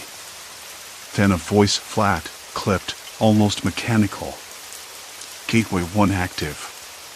Proceed with caution. That was new. I'd never heard anything like it before on these runs. I twisted the volume down and glanced at the GPS screen. The next waypoint was marked by a pulsing blue icon labeled Gateway 1. A checkpoint, maybe, but nothing like the rest of the stops I'd made before. I shuffled through the paperwork again. The cargo manifest was official, stamped with a government seal I didn't recognize. The signatures were blurred, like someone had scribbled them in a hurry. The delivery address was a nondescript warehouse on the outskirts of town, but when I called the number listed, the line was dead. I tapped the horn twice, out of habit more than anything. The sound bounced off the empty buildings lining the highway, swallowed up by the morning mist. There was no one around, not even a dog barking in the distance or a bird stirring in the trees. Just the faint hum of the truck and my own breath, shallow and quiet. I told myself it was nothing. Just a new route, a different company, maybe some sloppy paperwork. It happens. But the air, cold and heavy with silence, had shifted somehow. The light filtering through the windshield was duller, the colors muted like a faded photograph. I pinched the bridge of my nose and caught a glimpse of the rearview mirror. The reflection was hazy, almost like fog had crept inside the glass. The road curved ahead, disappearing behind a thick grove of pines. I slowed the rig, scanning for any sign of the checkpoint. The trees looked normal enough, but the silence was oppressive. No rustle of leaves, no chirp of insects. I could smell damp earth and pine needles, but also something metallic, sharp, and biting. A shiver ran down my spine. I told myself to shake it off, but my hands trembled slightly on the wheel. The truck's dashboard lights flickered, momentarily dimming before steadying again. I looked down. The gauges all read normal. No warning lights. Nothing out of place. I pulled up the highway into a gravel lot surrounded by chain-link fencing topped with barbed wire. A lone security camera perched on a pole, swiveling lazily as if bored. The gate was open, unattended. I hesitated. The manifest showed a signature line here, but no one was around to sign or check me in. I killed the engine. The sudden silence inside the cab was almost deafening. Outside, the mist thickened, curling around the truck like fingers. I stepped out, the gravel crunching under my boots. The air was colder now, sharp against my skin, making the fine hairs on my arms stand up. A faint buzzing filled my ears, like distant neon lights flickering, but there was no sign of any. The warehouse loomed ahead, its metal siding dull and scratched. The loading dock was empty, save for a single wooden pallet stacked with crates marked in the same strange lettering as my manifest. I walked over, feeling the rough wood splinter beneath my fingers as I touched one crate. It was cold, almost icy despite the mild morning air. Something caught my eye, a small, folded piece of paper tucked under the corner of the pallet. I unfolded it carefully. The handwriting was neat but unfamiliar, the ink smudged slightly from moisture. Do not trust what you see. Deliveries change more than cargo. I blinked. The words were simple but unsettling. I looked around, half expecting someone to step out from the shadows and explain, but the lot was empty except for the steady drip of water from a nearby pipe and the faint squeak of the security camera. I stuffed the note into my jacket pocket and climbed back into the cab. The engine rumbled to life, the warmth returning. The truck felt heavier, somehow, like the weight of the note pressed down on my chest. I glanced at the GPS again. The next stop was miles away, a city skyline hazy in the distance. I tried to shake the unease, telling myself I was just tired, that the long hours were messing with my head. But when I glanced at the manifest again, my eyes caught a new entry I hadn't noticed before: cargo, perception units. Quantity, unknown. I rubbed my temples. Perception units, I muttered. The words tasted strange on my tongue, like something meant to be said aloud but better left unspoken. The truck rolled forward, tires humming against the asphalt. The mist clung to the edges of the road, and the world outside the cab seemed just a little less certain than it had been an hour ago. The road ahead was familiar, but I felt like I was driving into a place I didn't fully understand. A flicker of movement caught my eye in the rearview mirror, a shadow darting between the trees. I blinked, but there was nothing there. Just the empty highway, the creeping fog, and the faint, lingering scent of lilies. I swallowed hard and shifted gears, telling myself to keep moving. To keep driving. Because whatever this was, it wasn't going to wait for me to figure it out. The mist was thick enough to swallow the trees whole, the kind of fog that blurred the edges of the world until everything beyond the headlights looked like a half-remembered dream. I grabbed my phone, flicked it on, and stared at the screen until the glow felt harsh in the dark cab. No messages. No missed calls. Just my own reflection staring back at me, tired, creased, and a little too pale under the dim light. I ran a hand through my thinning hair and tried to shake off the sticky feeling in my chest. There was no way this was just a glitch or some prank. Something was off, and I needed to figure out what. The air outside was cold and smelled faintly of damp earth and gasoline.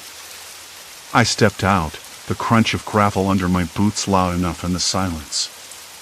A few distant cars hummed along the highway, their headlights cutting through the fog like searching eyes. I walked to the edge of the parking lot, where a chain-link fence separated the rest stop from a dense patch of woods. The trees stood like silent sentinels, their branches reaching out like fingers in the fog. I remembered that shadow from the mirror, the quick flicker between the trees. Not a trick of the dim light that cast long, dancing shadows. Not a stray animal. Something deliberate. It stuck in my mind like a pebble in a shoe. "Hey," a voice called from behind me, low and cautious. I turned to see the night shift attendant stepping out from the small kiosk, a flashlight in one hand and a steaming cup of coffee in the other. His name was Frank, a guy I'd seen a dozen times before but never really talked to. Tonight, he looked as worn as I felt, with dark circles under his eyes and a jacket zipped up tight against the cold. "You okay?" he asked, stepping closer so I could see the concern in his eyes. I shrugged, not sure how to explain the weird cargo manifest or the creeping fog that felt like it was pressing in. "Just something looks strange out here," I said instead. "Ever seen anything weird around this place?" Frank took a slow sip from his coffee, eyes narrowing as he scanned the tree line. "Weird? Depends on what you mean. Folks say this stretch of highway's cursed. Weird accidents, strange sounds at night, people disappearing. But you're a trucker, you've probably heard all the stories." I nodded. I had, but none of the tales ever felt real until now. The air smelled colder, like the world was holding its breath. I glanced back toward the highway. The fog seemed to thicken, swirling in unnatural patterns, as if it were alive. "Cursed or not, it's the kind of place where you want to keep moving," Frank said, his voice dropping. "I don't like being out here after dark. Not anymore." I swallowed hard and pulled the manifest closer to my chest. "You ever heard of perception units?" Frank blinked, confusion crossing his face. "Can't say that I have. Sounds like some kind of tech thing. Maybe part of those new cargo contracts?" "Maybe," I said, but the words felt hollow. Back inside the cab, I pulled the manifest up again, scanning the entries more closely.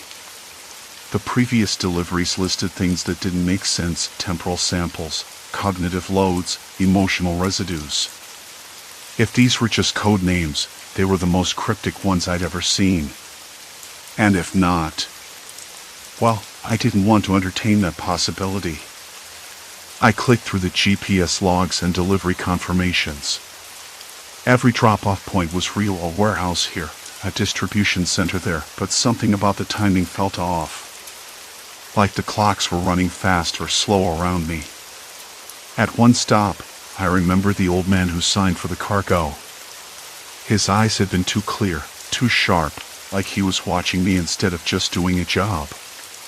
He'd smiled without warmth, and when I looked back at him, he was gone. I could swear he hadn't moved his chair once. The night crawled on, and I found myself checking the mirrors more often, watching those empty roads and the shifting fog. The radio crackled faintly with static and half-heard voices, but no clear signal. I was alone, except for whatever was hiding in the shadows of this endless highway. The next morning, I pulled into a diner just off the interstate. The fluorescent lights buzzed overhead, frying the edges of the cracked vinyl booths.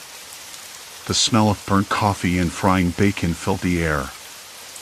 I slid into a corner seat, trying to focus on the breakfast menu, but my hands trembled enough to spill syrup on the table. "Rough night?" the waitress asked, a woman with tired eyes and a name tag that read Jill. Her voice was soft, like she didn't want to pry but couldn't help herself. "You could say that," I muttered, staring at the pancakes like they might reveal some hidden truth.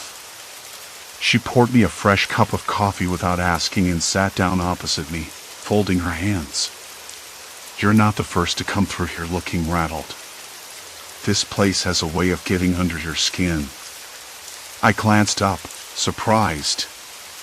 "You see it too?" She hesitated, then nodded. People talk about the deliveries, the strange things happening along the route. Some drivers quit.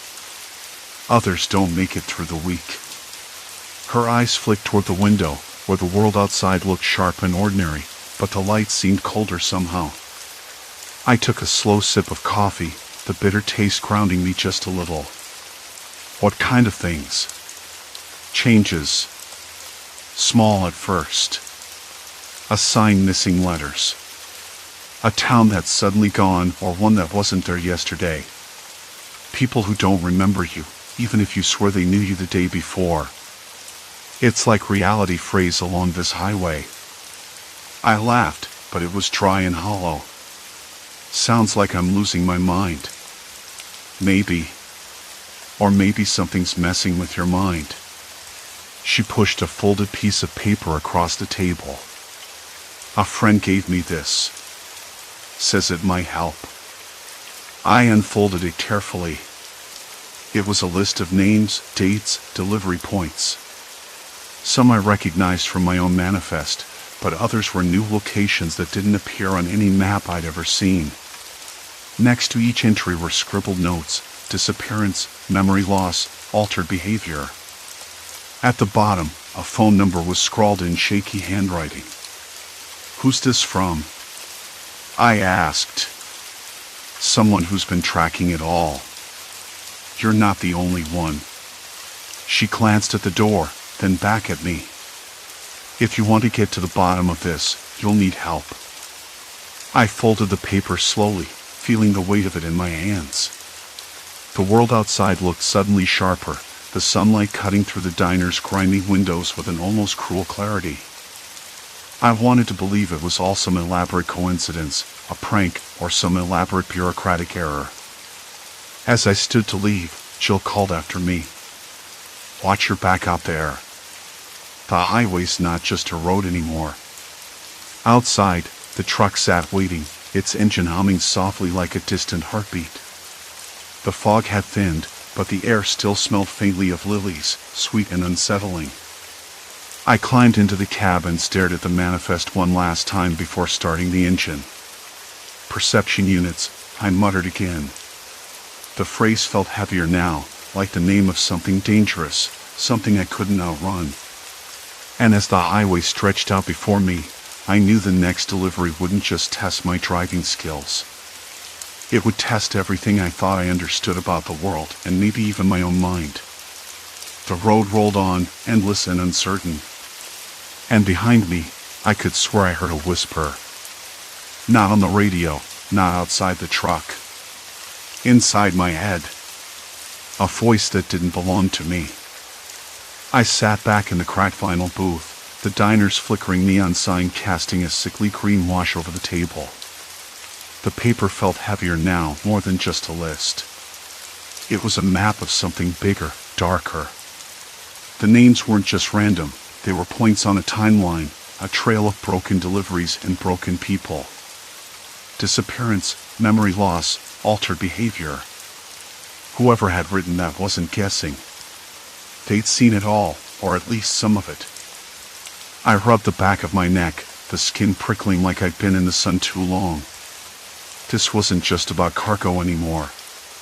The manifests, those impossible contents, the strange changes after each delivery, it wasn't random. It was deliberate. Or maybe accidental. But definitely real. Are you sure this isn't just some conspiracy nonsense?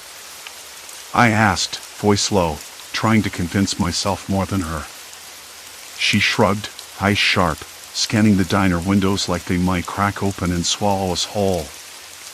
I know how that sounds. But the patterns don't lie. People on that list, they vanished or came back different. You're next if you keep running blind. The clock above the greasy coffee machine ticked louder than usual. I glanced at it. Almost midnight. The night shifted outside, cooler now, with a wind that rattled the brittle leaves piled near the curb. The faint smell of rain teased the air, though the sky was stubbornly clear. I looked down at the phone number scrawled at the bottom of the paper. It wasn't just a contact, it was a lifeline. Except, who was I supposed to call? A stranger tracking a nightmare I barely understood? Okay, I said finally, voice rough. Who's this friend of yours? The one who gave you this list. She hesitated, biting her lower lip. Name's Mallory. Used to run logistics on the old routes, before the gateways went online. Got out when things started. Twisting. She's cautious. Won't meet just anyone. Her eyes locked onto mine. But she trusts me. And if I say you're worth talking to, she might listen. That was a start. Maybe. Or maybe just another layer of trouble waiting to unravel. I folded the paper carefully, sliding it into my jacket pocket. The diner's overhead light flickered again, and a distant dog barked, sharp and sudden, breaking the quiet like a warning. I'm going to call her, I said. Tomorrow morning. I need to know what I'm really hauling across those gateways. My hands trembled despite myself. I wasn't used to feeling this exposed. She nodded, standing up. Good. And hey, be careful. Not just on the road. Out here. She tapped her temple. I wanted to laugh off the warning, but I didn't. Something in her tone told me she meant it. After she left, the silence in the diner felt oppressive. The clatter of dishes behind the counter, the hum of the old refrigerator in the corner, it all seemed distant, like I was underwater. I stared out the window at the empty highway stretching into the night, the lines painted on asphalt disappearing into shadows. Back at my rig, the cab smelled of stale coffee and leather. I ran my fingers over the dashboard, the familiar roughness grounding me. I pulled out the manifest from my jacket, the one for the last delivery, the one that didn't make sense. The list had said agricultural equipment. What I'd actually hauled were crates wrapped in thick tarps, sealed tight, no labels. I'd never seen anything like the weight or shape. The driver at the drop-off point had been nervous, too nervous, and kept glancing over his shoulder while signing off. He'd said nothing about the cargo, just handed me a slip with a location that wasn't on any map I owned. I flipped the paper over, scanning for any hidden notes, anything I'd missed in the dim light. That's when I noticed it. A small, almost invisible stamp in the corner of the manifest, an emblem I hadn't seen before. It looked like a circle with 3 intersecting lines, like a crude compass rose. I tapped the symbol with a fingertip, the paper crinkling softly. The emblem was faint, almost as if it had been added after printing. Like a secret mark. I tried to shake off the feeling. Maybe it was nothing. But something about it felt like a signature. A calling card. The next morning, I woke up with a dry mouth and a pounding head. The motel room smelled of bleach and cheap carpet. Outside, the sun was just beginning to melt the shadows off the cracked pavement. I found a payphone down the hall odd, but the motel's Wi-Fi was spotty, and my burner phone's battery was dead. The receiver was cold in my hand, the cord tangled and sticky. I dialed the number from the paper. It rang twice. Hello? A woman's voice. Calm. Wary. This is... I'm calling about the list. Mallory gave it to me. There was a pause. Then, you have to understand what you're dealing with. These gateways, this whole network, it's not just logistics. It's control. Manipulation. And once you're in, there's no going back. Her words hit me like a punch to the gut. I gripped the receiver tighter, knuckles white. Why? What do you mean? Who's behind this? People you wouldn't expect. Corporations, governments, even some of the drivers. They've all got stakes in keeping these routes open. But the cargo, it's not always what it seems. Sometimes it's people. Sometimes it's memories. Sometimes it's something else. I swallowed hard. People? Memories? Yes. And the worst part? Every delivery changes the world outside. Not in ways you can see right away, but small things. Signs, faces, even the way the air feels. You've felt it too, haven't you? The hairs on the back of my neck stood up. I thought about the strange faces at drop points, the odd way towns seemed off-kilter after I passed through. I don't know how much longer I can do this, I said quietly. I want out. Too late. Her voice was flat. Shadows clung to the edges of the cracked pavement, whispering secrets only the night dared to hear. I felt my chest tighten, a cold, sinking weight settling over me. The road I'd been driving for years had shifted beneath me, and the horizon had vanished. Listen, she added, voice softening a little. You need to meet Mallory. Face to face. She can explain everything. But be careful who you trust. Not all drivers are what they seem. Some are protectors. Some are predators. The line went dead before I could ask more. I stared at the receiver, then at the cracked motel ceiling. My hands were shaking uncontrollably now, sweat slick and cold. The world outside was no longer the one I'd known. The cargo I hauled, the roads I traveled, they were traps. And I was caught. I looked back at the manifest, the strange emblem still vivid on the page. No turning back. No escape. I had to know the truth. But the truth, I realized, might be the thing that finally broke me. Too late. Her words hung in the stale cab air like a warning, cold and final. I stared at the receiver, the plastic cold against my clammy palm, and swallowed hard. The highway outside stretched endlessly, dark and unyielding, as if daring me to keep going. But I wanted out.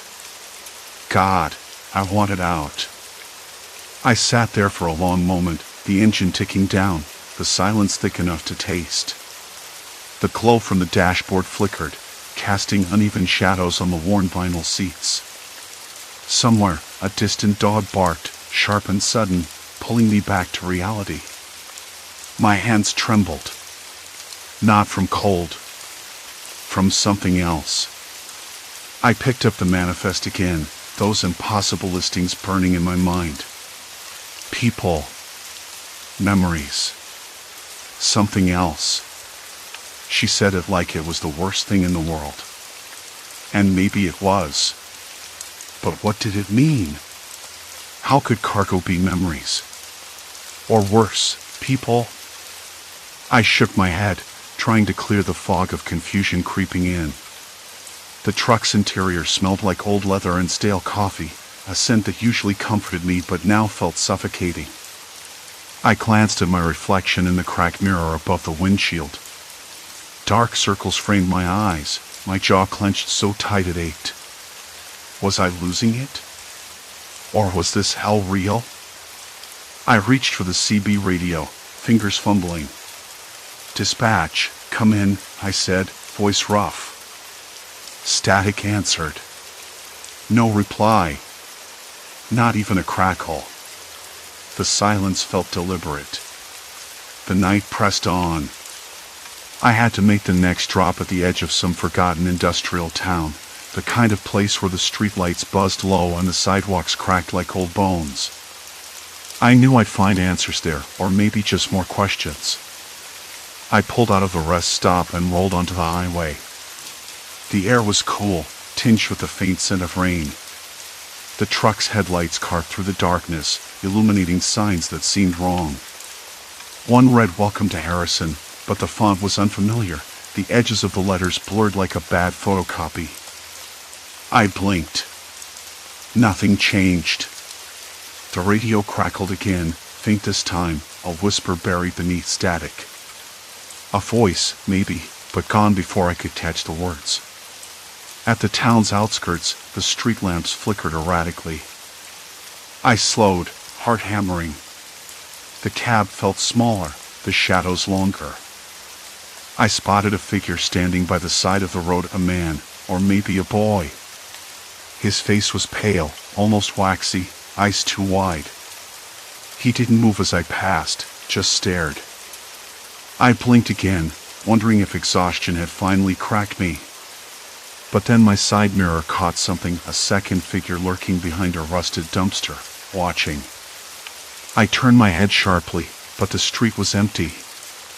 I pulled into the delivery yard, the gravel crunching under the tires. The gate was ajar, swinging slowly in the breeze. No one greeted me.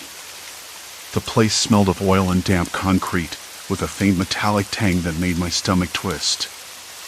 I stepped out, the night air cool against my skin. I checked the manifest one last time. The cargo was listed as industrial parts, but the crate labels were smeared, the ink bleeding like wet paint. I pried open the largest crate. Inside, nothing but tangled wires and cracked glass shards. Industrial parts? I muttered. The pieces looked useless, broken. But then, beneath the shards, something caught my eye, a small, folded piece of paper. I unfolded it carefully. The handwriting was hurried, almost desperate. They're watching. Not all gateways lead out. Some trap you where you least expect it. A chill ran down my spine. I slammed the crate shut and looked around. The shadows seemed to pulse, the silence heavy. A sudden noise, a soft scraping from inside the warehouse, snapped my head toward the building. Nothing visible, but the sound was unmistakable. I called out, voice low, "Hello? Anyone there?" No answer. Just the hum of distant machinery and the occasional creak of metal. I stepped inside cautiously. The air was thick, humid, filled with the scent of rust and something else, something sour, like sweat and fear. The floor was littered with debris, broken pallets and discarded packaging. The beam of my flashlight cut through the darkness, landing on rows of crates stacked haphazardly. Then I saw it, footprints. Small, muddy, leading deeper into the cavernous space. They weren't mine, and they didn't belong to any of the usual workers. They were fresh. My breath caught. I wasn't alone. "Who's here?" I whispered. The beam trembled in my hand. The footprint stopped at a large metal door, slightly ajar. A faint glow seeped through the crack, pulsing rhythmically like a heartbeat. I reached out, fingers brushing cold metal. The door creaked open wider, revealing a narrow passage descending into darkness. The glow came from below, soft but insistent.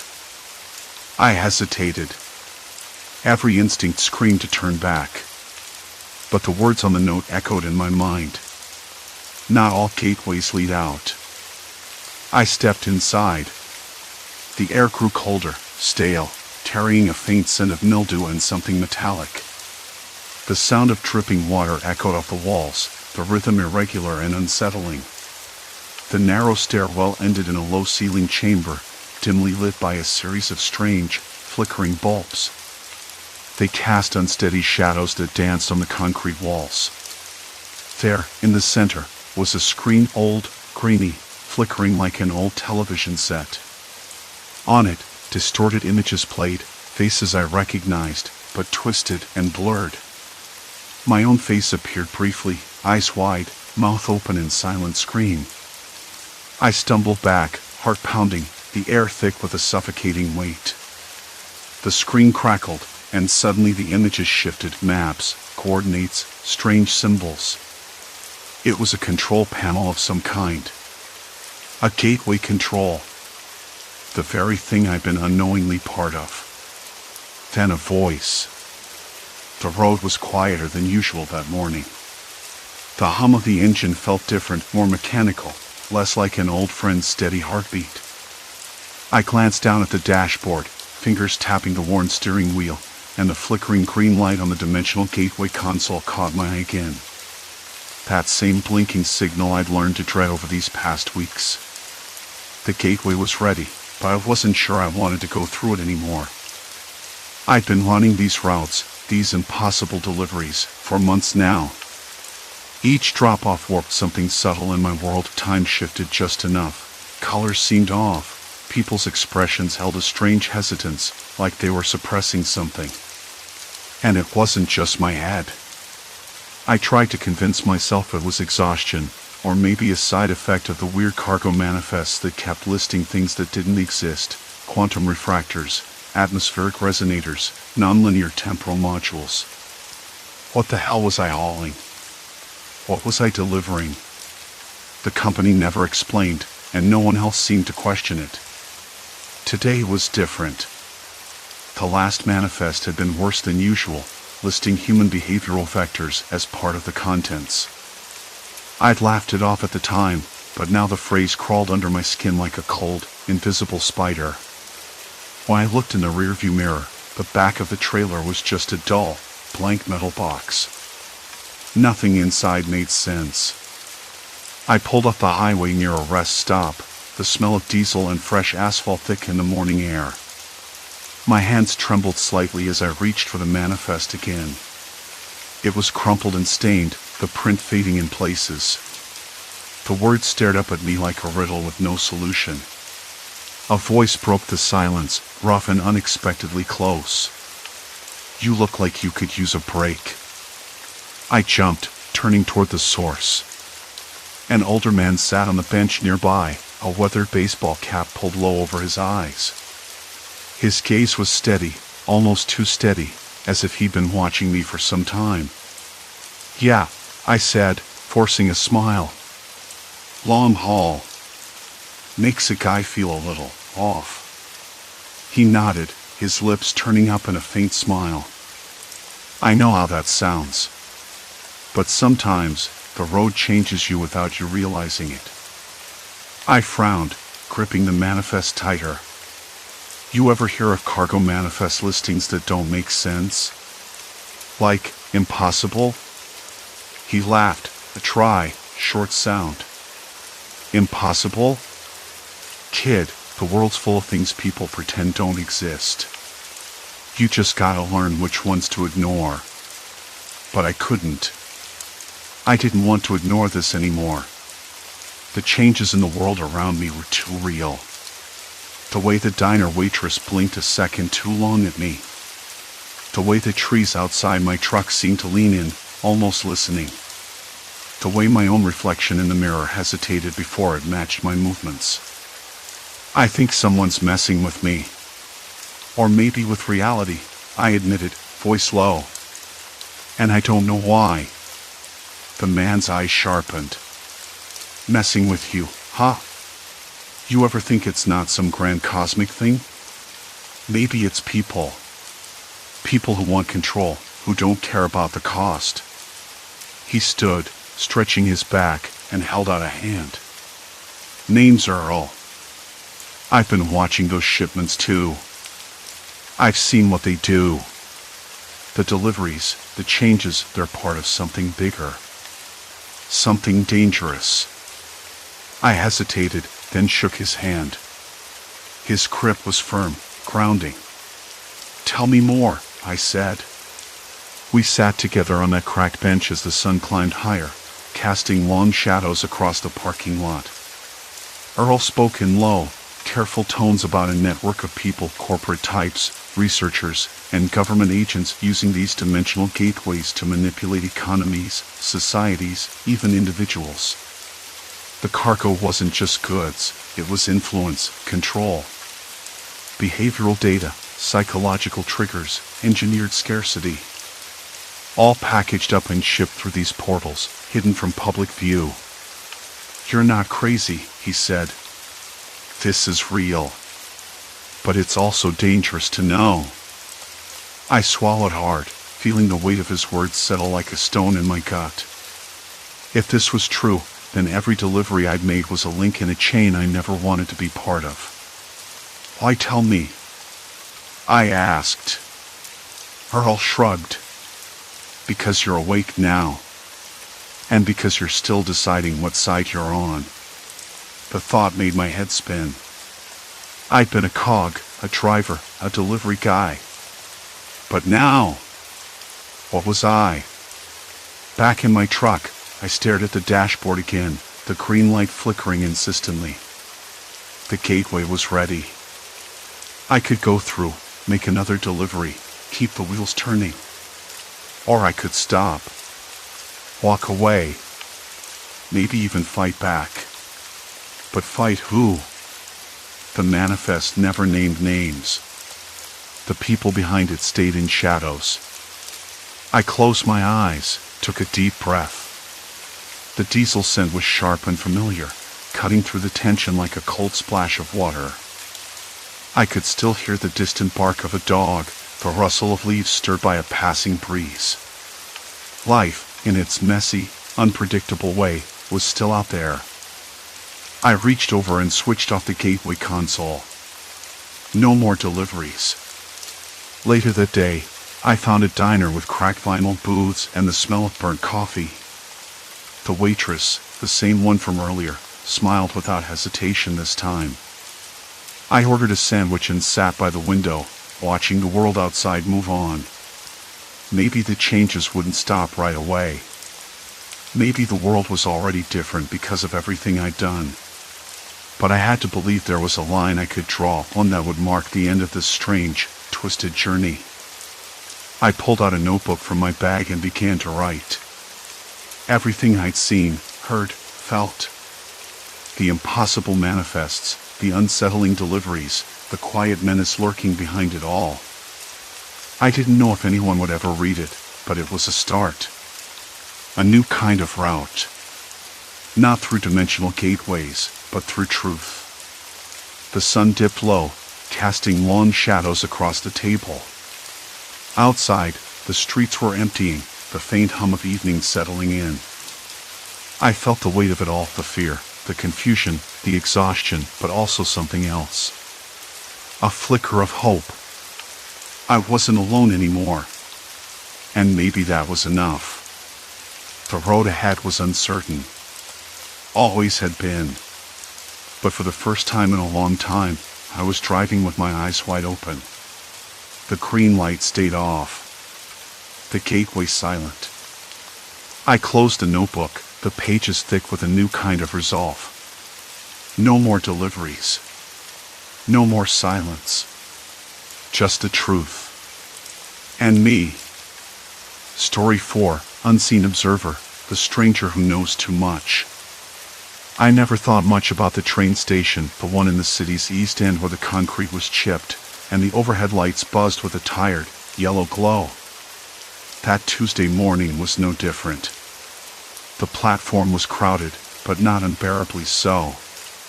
People shuffled past me, their faces blurred in the aft light, all of us trying not to think about the slow crawl of the train schedule or the week ahead. The air smelled faintly of rain and something else, something metallic, maybe the train tracks themselves. I pulled my jacket tighter around my neck, the ruffle prickling my skin. I just checked the time on my phone when I noticed a man standing a few feet away. He wore a dark green jacket, the kind that looked expensive but was worn thin at the elbows. He wasn't doing anything unusual, just standing there, hands in pockets, eyes flicking around like he was waiting for someone. Except, after a moment, his gaze settled on me. Not a casual glance, but a steady, deliberate look that made my skin tighten. He smiled, a brief, almost shy curve of his lips, and then took a step closer. My first thought was that he was going to ask for directions or a cigarette, something pedestrian. I braced for it. Instead, he said, "You're always here around this time, aren't you?" Same train, same platform. I blinked. That was true, but hardly remarkable.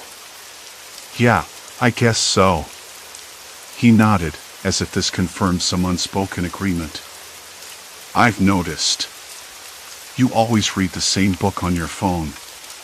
The one about the history of jazz. I froze. How could he know that? I hadn't mentioned it to anyone, not even my closest friends. I looked down at my phone, still open to that exact book. I didn't mean to startle you, he said quickly, hands raised slightly, palms out. Just happened to observe. I'm not a stalker or anything. Just someone who keeps an eye on the world around him. His voice was calm, almost rehearsed, but there was something in the way he spoke that made me want to step back, to put space between us. He took another step closer. You were at that coffee shop on 42nd last Thursday. The one where the barista spells your name wrong every time. You complained softly, but you kept going back. I swallowed hard. Okay, that's enough. How do you know any of that? He shrugged, like it was no big deal. I'm good at noticing patterns. You have a routine. I see it. I'm just a passerby. Passerby, I repeated, my voice lower. The word felt wrong. Empty. Threatening. He smiled again, broader this time, but it didn't reach his eyes. You dropped your wallet on the escalator last month. I picked it up and handed it to the attendant. You didn't even realize until you were halfway to your office. I looked around. The crowd was the same. No one else seemed to notice this quiet exchange. The distant rumble of an arriving train hummed beneath the station's announcements. The smell of rain had shifted. Now it was sharper, like ozone before a storm. Why are you telling me this? I asked, trying to keep my voice steady. He paused, then said, because you should know how visible you are. Not just here, but everywhere. People see you. They remember. Sometimes, more than you'd like. A shiver ran down my spine. I hated how my hands trembled as I gripped the strap of my bag. I wanted to walk away, to disappear into the crowd, but my feet felt glued to the spot. He glanced at the digital clock overhead. Train's coming. I'm going to leave you alone now. But think about what I said. You're not as private as you believe. And with that, he melted back into the throng, swallowed up by the mass of commuters pressing toward the platform's edge. I stood there, the words echoing in my mind. Not as private as I believed. Was it true? Had I been so careless, so obvious? Or was this some kind of game, a cruel joke played by a stranger who knew too much? The train screeched to a halt, doors sliding open with a mechanical sigh. I stepped inside, heart hammering, the man's face lingering in the back of my mind like a shadow I couldn't shake. Outside, the rain started to fall. Not hard, just enough to blur the city lights and wash the platform with a cold, gray sheen. Sometimes, I thought, it's easier not to look too closely at the world around you. But that morning, at that crowded station, I realized how little I really knew about who was watching. The carriage was nearly empty, save for a woman curled into herself near the window, humming softly to a tune only she could hear. I took a seat opposite her, the cold metal biting through my jacket as I settled in. The rhythmic clatter of the train on the tracks was hypnotic, and for a moment, the city's chaos seemed distant, muted by the hum of motion. But the man's face still pressed against my thoughts. Who was he? Why had he been following me? Questions spiraled without answers, twisting tighter with every passing station. I knew I couldn't ignore it. Something was unraveling beneath the surface of this ordinary morning, a thread pulling me deeper into a web I wasn't ready to face. The rain tapped steadily against the window, blurring the city into streaks of color. Outside, life moved on, indifferent to my unease. I clenched my fists, deciding then that I wouldn't let fear dictate my steps. Whatever was coming, I had to meet it head-on. The train accelerated, and so did the pounding of my heart, matching the urgent rhythm of the journey ahead. The train slowed into my stop just as the rain began to let up, the wet pavement outside reflecting the dim glow of the station lights. Still, the words he'd spoken clung to me, too specific, too precise to be coincidence. The way he described my apartment's cluttered kitchen, the old coffee stains on my favorite mug, even the arguments I'd had with my sister last month, none of it could have been overheard by a casual passerby. I rubbed the back of my neck, feeling the cold sweat creeping down, the kind you get when you realize you're not as anonymous as you thought. I pulled out my phone, flicking through messages and missed calls, almost hoping for a familiar name to pop up. Nothing unusual.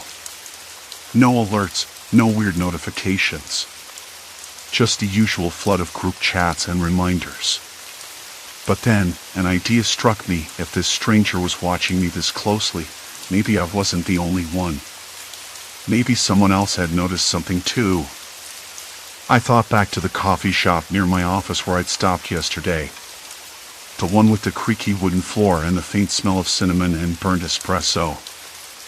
I'd been there almost every day for the past 3 months, yet never saw anyone suspicious. Or did I? There was that man who always sat in the corner, scribbling in a battered notebook. I dismissed him as just another writer or student. But what if he was connected, maybe even the same person who approached me today? I shivered despite the mild night air and started walking toward the coffee shop, my boots slapping against the wet concrete.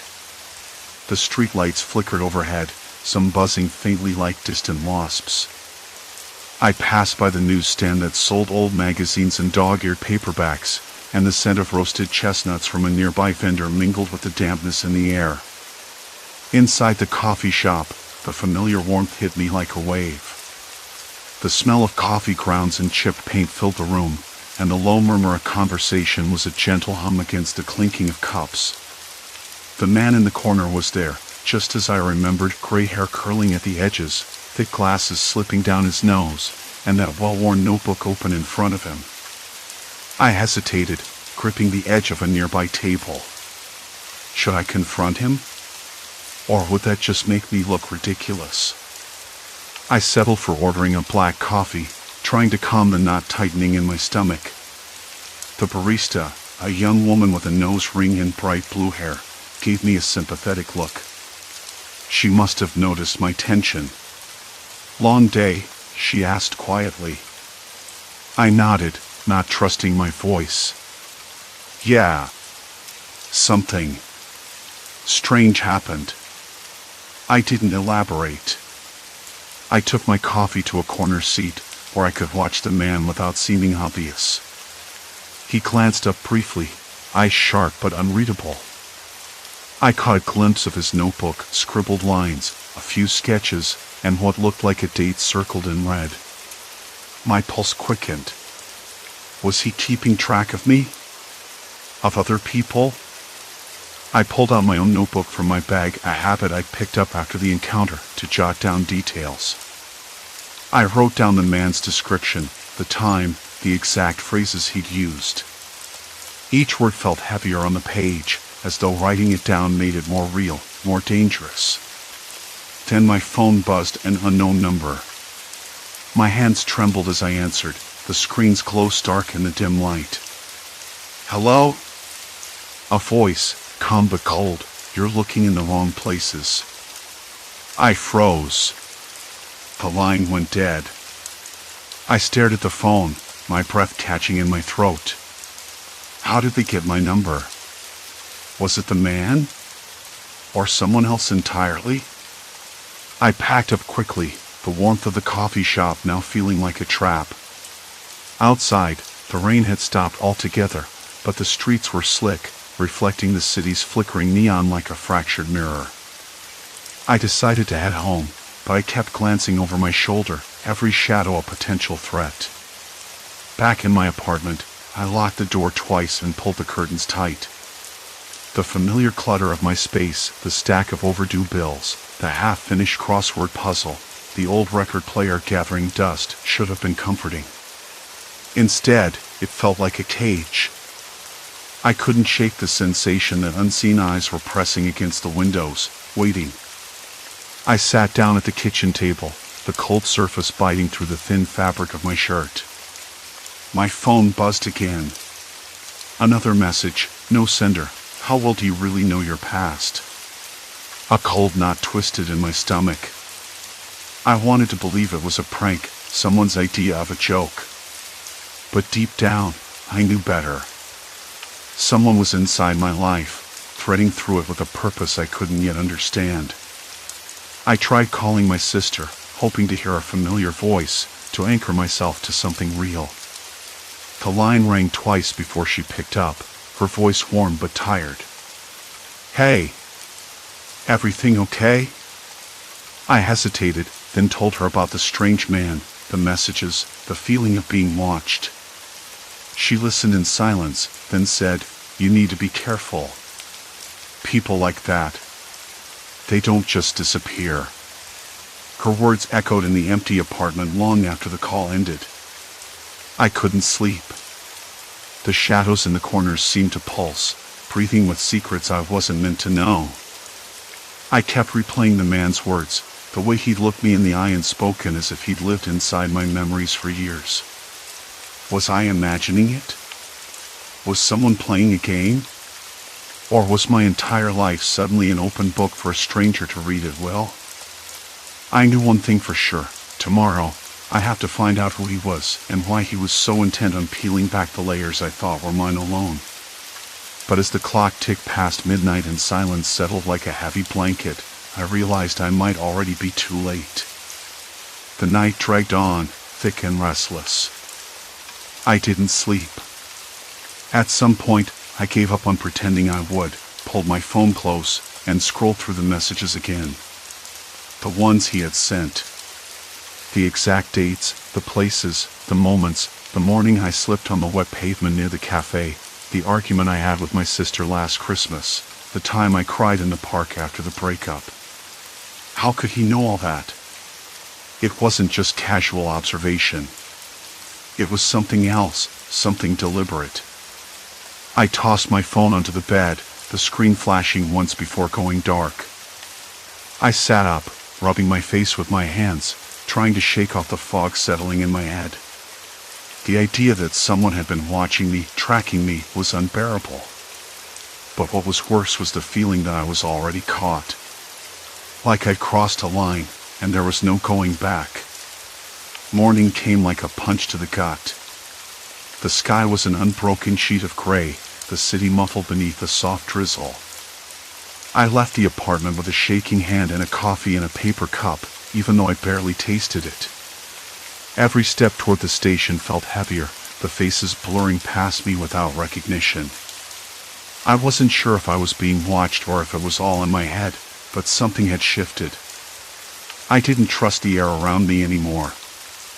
I sat on a bench near the entrance, pulling my coat tighter around me, scanning the crowd like I was looking for a ghost.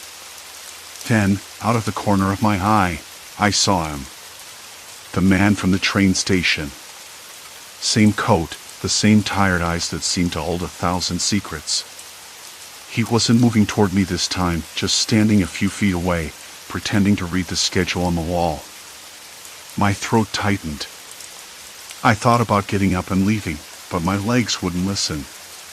Instead, I watched him, waiting for something to happen. He glanced at me casually, then, without breaking his posture, said, "You're smarter than most. You'd have left by now if you didn't want this." His voice was low, calm, but there was an edge to it that made the air around us crackle. I swallowed hard. "What do you want from me?" My voice sounded smaller than I expected. He smiled, small, almost sad. "I don't want anything. Not really." He shifted his weight, eyes flickering with something unreadable. "I'm just curious. You've left traces. Patterns. People like you, they don't realize how much they reveal. You think your life is private, but it's not. Not anymore." I clenched my fists, the rough fabric of my coat biting into my palms. Why are you telling me this? Because you deserve to know the truth. You're being watched. By more than me. He looked around briefly, voice dropping even lower. There's a network. People who watch, who collect. Not for fun. For control. Control. The word hit me like a cold wave. I shook my head, trying to make sense of it. That's impossible. You're just one guy. He laughed softly, a humorless sound. One guy with a few thousand eyes behind him. You think you're the only one? Everyone has someone watching. I'm just a messenger. Why me? Why follow me? He hesitated, then said, because you crossed a line. You asked questions you shouldn't have. You noticed things. You weren't supposed to. The rain picked up, pattering against the glass ceiling above us, drumming steadily like a warning. I could feel the weight of his gaze, heavy and unblinking. I don't want trouble, I said. I don't want any of this. He shrugged. Trouble's already here. You just haven't seen it yet. A sudden urgency exploded inside me. I needed to get away, to disappear. But as I stood, my phone buzzed in my pocket. I pulled it out, eyes wide. Another message. No number, just words. We're closer than you think. You can't run. My breath caught. The station felt too loud now, the chatter, the footsteps, the screeching brakes of arriving trains. I looked up at the man, but he was already walking away, swallowed by the crowd like a shadow melting into the gray. I didn't move. Because I knew then this wasn't something I could outrun. Not anymore. The platform was emptying rapidly. Overhead, the digital board flickered, announcing the next train in 5 minutes. I needed to decide, stay and face whatever was coming, or disappear into the city's endless maze and hope it was enough. But deep down, I realized the choice had already been made for me. The stranger's words weren't just warnings. They were instructions. And I was already trapped. The cold weight of inevitability settled over me like a shroud. My heart hammered not from fear, but from the sharp clarity of purpose that surged through my veins. Every step I took from that moment on was no longer mine alone. They were guided by the silent commands buried in the stranger's cryptic message. The city around me blurred into a monochrome backdrop, its noise fading into a distant hum. I knew the next move would define everything. There was no room for hesitation. Somewhere beyond the flickering lights and empty benches, the pieces were already moving, closing in. And I had to be ready. The weight of unseen eyes pressed against my back as shadows shifted, urging me forward. The weight of unseen eyes pressed against my back like a physical force, cold and unyielding. I moved forward, each step measured, deliberate. The stranger's words echoed inside me, sharp and precise. I've seen you everywhere. You don't even know how exposed you are. I replayed the details he'd dropped, the scar on my left wrist from when I'd fallen off my bike at 13, the name of my first apartment building, the exact brand of tea I liked. No one could have known. No one. And yet, here I was, feeling like a fish caught in a net woven from shadows. The crowds had thinned, leaving pockets of silence between small groups clustered around the ticket machines or hunched over their phones. The usual chaos of a station at night felt hollow, like a stage stripped of its actors. I tried to focus on the sound that seemed to vibrate in my bones around me, the tap of a dozen shoes against concrete, a cough from somewhere behind a pillar, the distant bark of a dog fighting the night, but my mind kept snapping back to that man's voice. Calm, unnervingly casual. Like he wasn't just a passerby, as he claimed, but someone who had studied me, studied everything. I paused near a vending machine, the cold metal pressing against my palm. The buttons flickered, some dead, others glowing faintly. I tried to steady my breathing, the small hiss of air from the machine louder than normal in the silence. I wanted to believe it was just coincidence, that I'd imagined all of it, but I knew better. Something had shifted irreparably. Behind me, footsteps. Slow. Measured. Closer. I didn't turn. "You don't have to play this game," the voice said softly, suddenly right beside me. The stranger. His breath smelled faintly of peppermint and something metallic, maybe a mouthguard or gum. The station's harsh light caught the edges of his face, too angular, too deliberate, like someone who spent a lot of time training himself to disappear into the background. "What do you want from me?" I asked, my voice rough and uneven. He smiled, but it didn't reach his eyes. "Not what you think. I'm not here to hurt you." He stepped closer, the smell of his cologne, something sharp, cedar and citrus, filling my senses until it crowded out everything else. "I want you to understand how little control you have." The words landed like a slap. Control. The one thing I'd always clung to, especially after the last few years of drifting through dead-end jobs and half-finished relationships. And yet, here was this stranger, peeling away the illusion with cold certainty. "Why me?" I whispered, the question tasting like defeat. He looked around, his gaze flickering to the empty platforms, the rows of silent benches. "Because you're easy to find. Because you've made mistakes, small ones, big ones, that left cracks wide open. You think your life is private, but it's not. You've been broadcasting it without even knowing." I swallowed hard, the bile rising in my throat. "What do you mean?" He reached into his pocket and pulled out a crumpled photo. I blinked, recognizing the grainy image instantly. Me, sitting in a cafe, head buried in a book, a faint smile on my face. How long had he been watching? Days? Weeks? Months? Here. He pressed the photo into my hand, his fingers cold and unyielding. "You don't even remember this day." "But I do. I saw you leave, watched you cross the street, saw the way you hesitated outside that bookstore." I looked up, searching his face for a hint of mercy or madness. Found neither. "What do you want me to do?" "Nothing. Yet." His voice lowered. "But you need to be ready. Because the world you think you live in, the one where your secrets are safe, is crumbling. And when it falls apart, the pieces will cut deeper than you ever imagined." My skin prickled, a shiver running down my spine. I tried to shake off the creeping dread, but it clung stubbornly, like a second skin. The station's lights flickered again, and I noticed the faint outline of a figure standing just beyond the ticket gates, watching. "Who is that?" I asked, nodding toward the shadow. The stranger didn't look. "A friend. Or a reminder." He stepped back, blending into the thinning crowd. "Remember, you're never really alone. Not anymore." And then he was gone.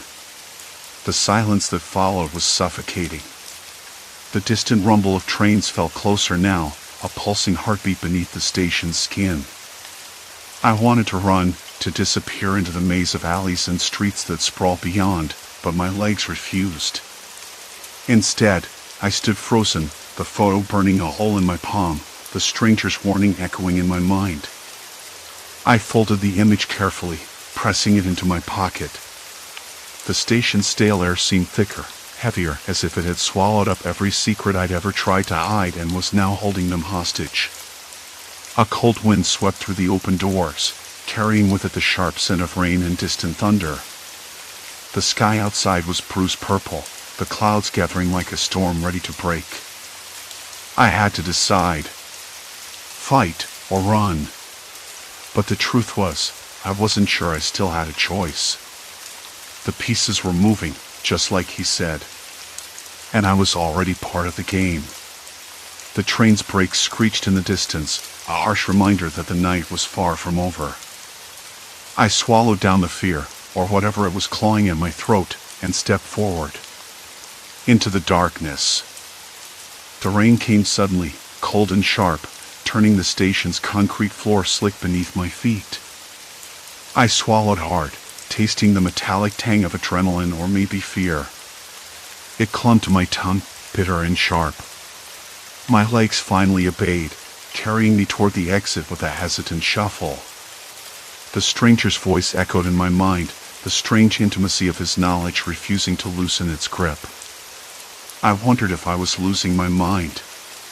How else could someone know about Ben's last birthday party, the fight with my mother, the way I hid my savings beneath the loose floorboard in my apartment? I'd never told anyone, not even my closest friends.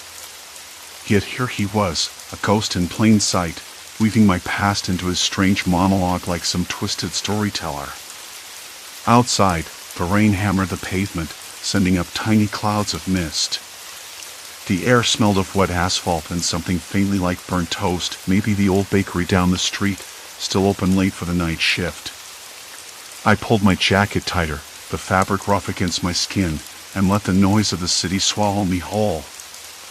I kept walking. Away from the station. Away from the impossible. My phone buzzed in my pocket. I hesitated, then pulled it out with trembling fingers. A message from Claire. Did you get home okay? You sounded weird last night. I stared at the screen, the glow too bright in the dark. I didn't know what to say. How could I explain the stranger, the photo, the feeling that my life was no longer mine? Instead, I typed, "I'm fine. Just tired." The reply came almost instantly. "Call me when you can." I put the phone away and kept moving. The streets were slick, reflections of neon signs swimming in puddles. The city had that damp, restless smell, the scent of something waiting to happen, though I wasn't sure what. I felt like I was being watched, though no one was there. Or maybe everyone was. Later, curled up on my couch with the lights low, I tried to make sense of it all. The stranger's words weren't threats exactly. Not in the way you'd expect.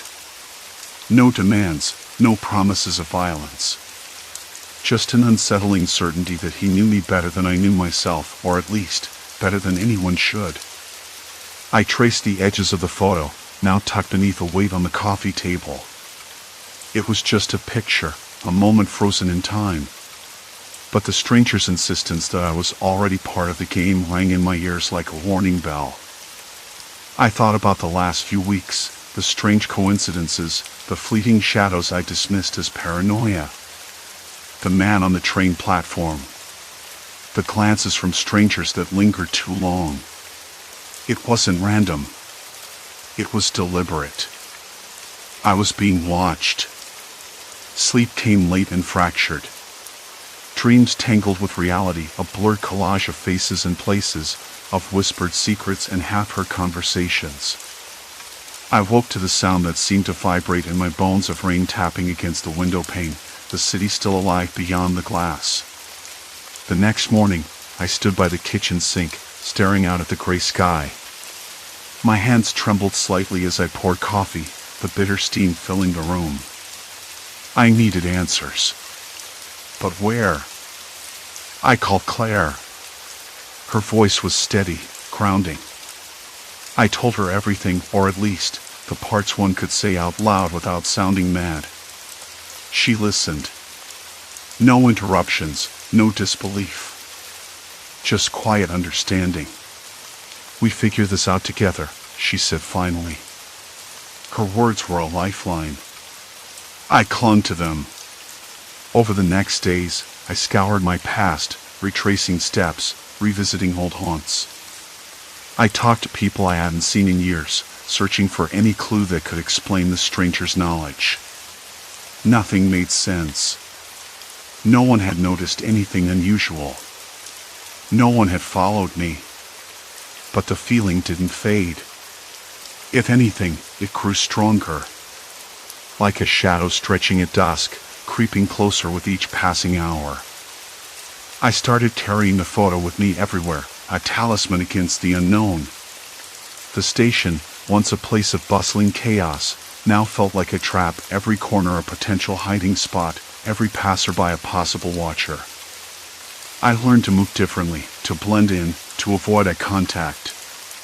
Paranoia gnawed at me, but I refused to let it consume me. One evening, as the light dimmed and the city's noise softened, I found myself back at the station. Not because I wanted to confront the stranger or prove something. No! It was more like I needed to face the place where my world had cracked open. The air was thick with the smell of rain and old concrete. A flickering fluorescent bulb buzzed overhead, casting uneven shadows across the tiled floor. I sat on a bench, the rough texture pressing into my skin, and let the silence wash over me. Time passed. Minutes, maybe an hour. No stranger appeared. No whispered secrets. Just the distant hum of trains and the occasional murmur of late-night travelers. In that quiet, I realized something. I was still here.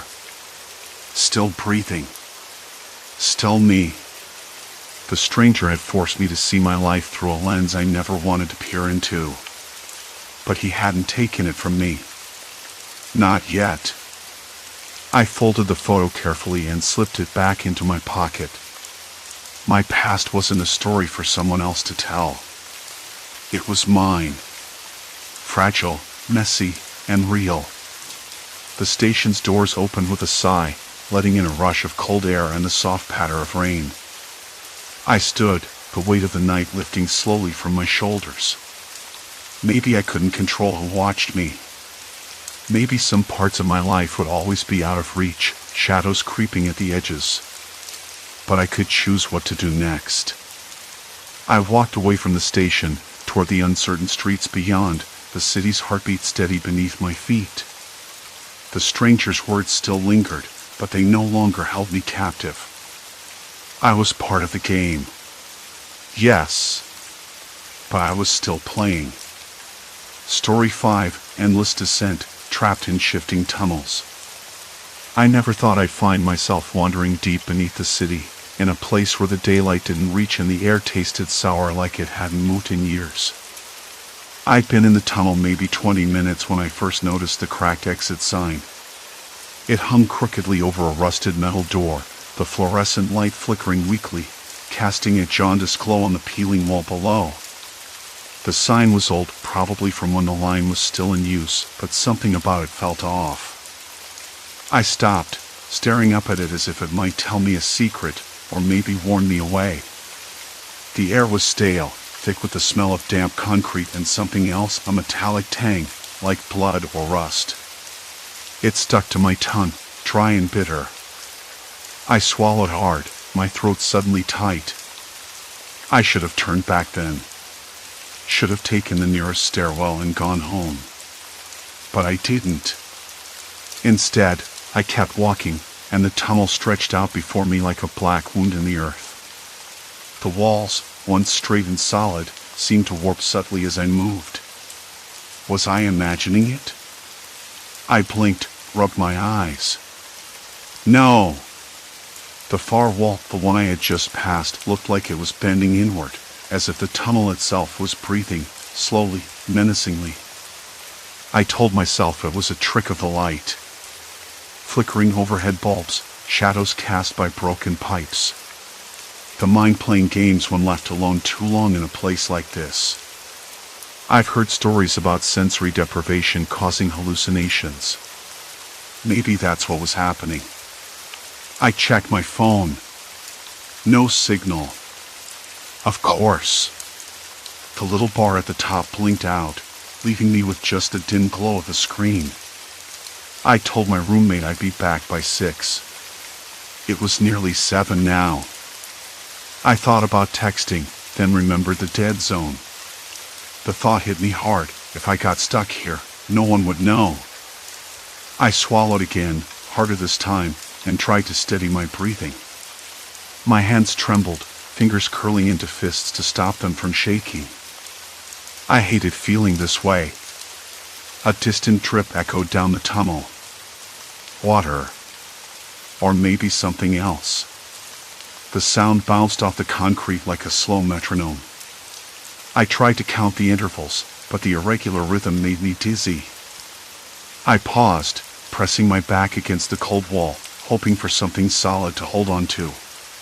The plaster was rough under my palm, crumbling in places. Dust floated down, settling on my jacket like snowflakes. I took a step forward. Something shifted. The exit sign. It was there again.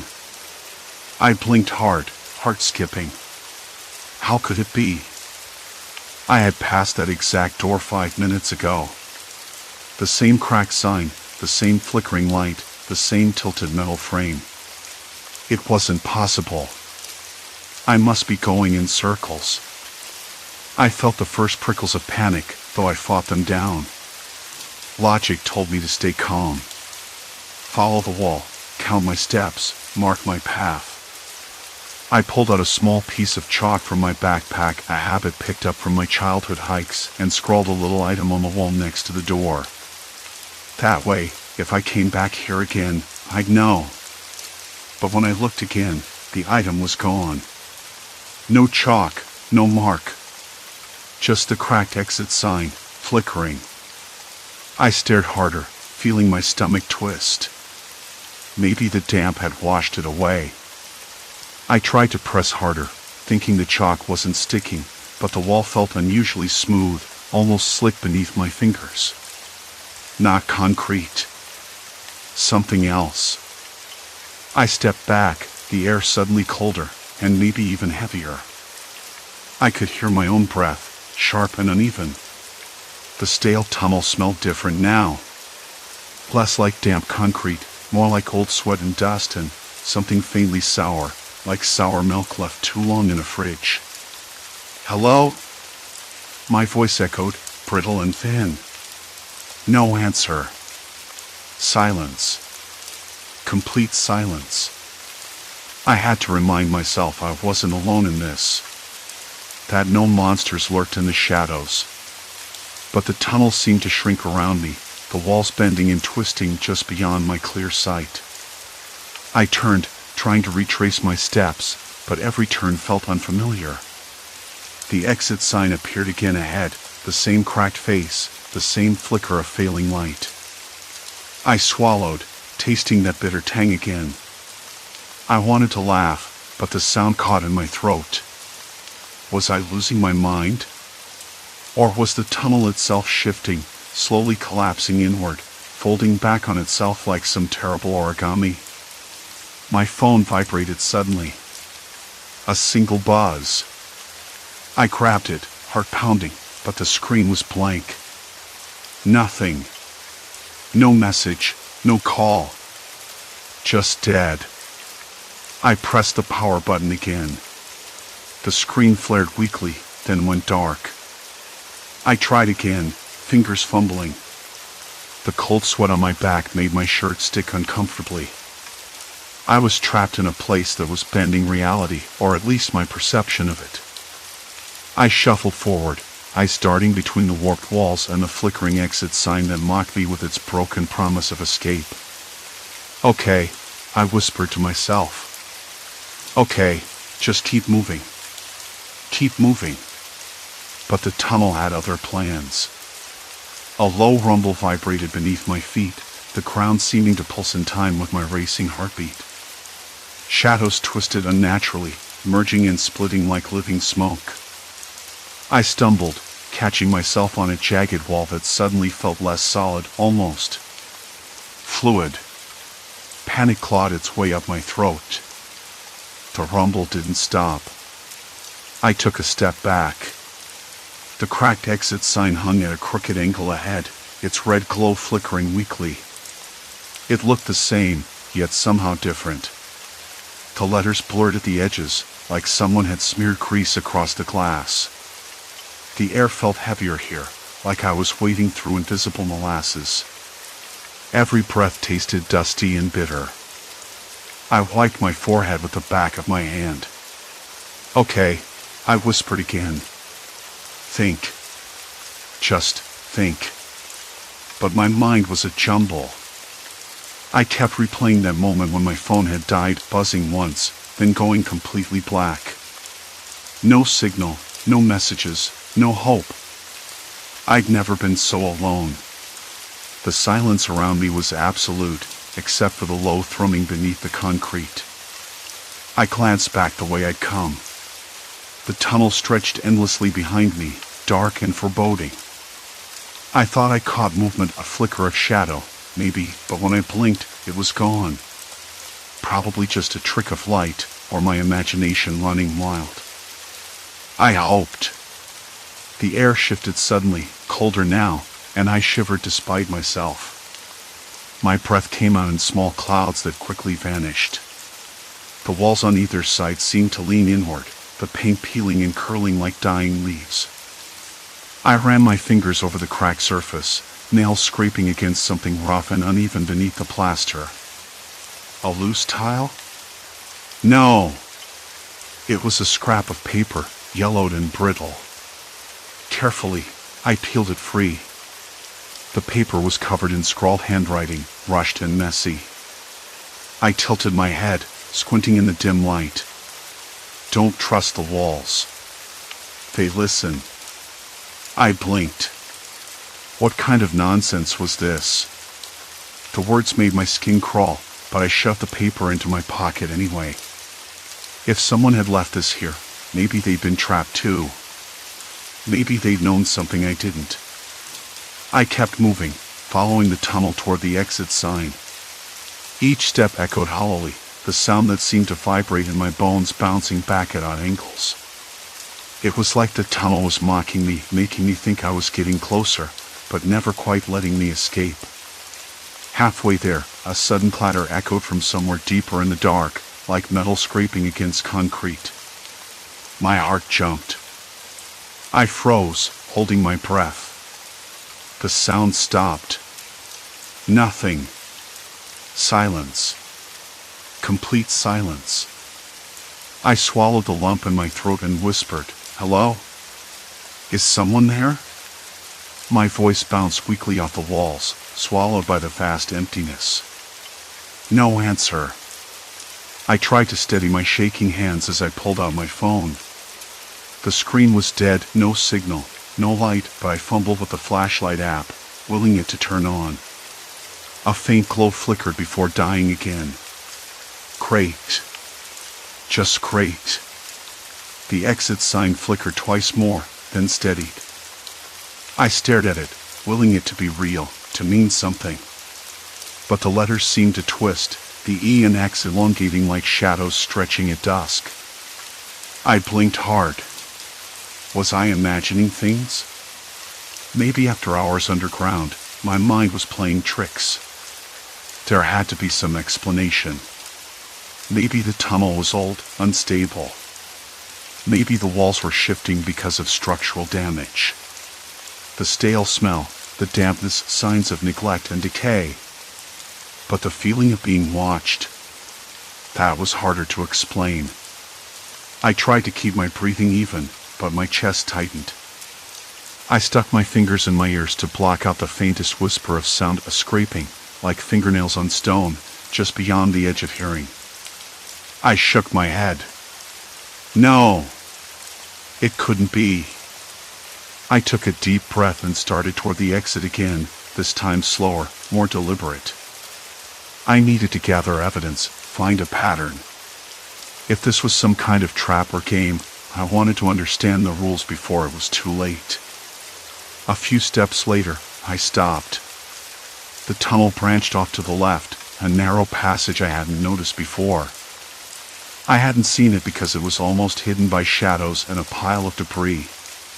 Something about the way the air shifted there was different, colder, almost electric. I hesitated, then stepped toward it. The ground beneath my feet was uneven, scattered with broken tiles and bits of rusted metal. The walls here had strange markings, scratches, but not random. Letters? Numbers? They looked like some kind of code, carved in haste. I squinted. A date? March 14th, 19. And below it, a name, M. Harper. Who was M. Harper? And why had they left their mark here? My fingers traced the scratches lightly. The surface was rough, but the cuts were fresh, not weathered like the rest of the tunnel. A sudden noise made me jump. Footsteps. Not mine. Slow, deliberate, coming from deeper in the passage. I froze, heart hammering. Hello? I called out, voice cracking. Is someone there? I'm trapped. I need help. No response, just the echo of my own words bouncing back at me. The footsteps stopped too, just out of sight. I swallowed hard, wishing I'd brought more than a dead phone and a flickering flashlight. I wished I'd told someone where I was. But mostly, I wished the walls would stop shifting, stop closing in. The exit sign glowed faintly behind me, a broken beacon in the dark. I glanced at it again. This time, the letters looked clearer, no distortion. Maybe I was losing it after all. Or maybe the tunnel was trying to tell me something. I took a shaky step forward, toward the unknown footsteps and the secrets carved into the wall. All right, I muttered, voice barely audible. Let's see what you're hiding.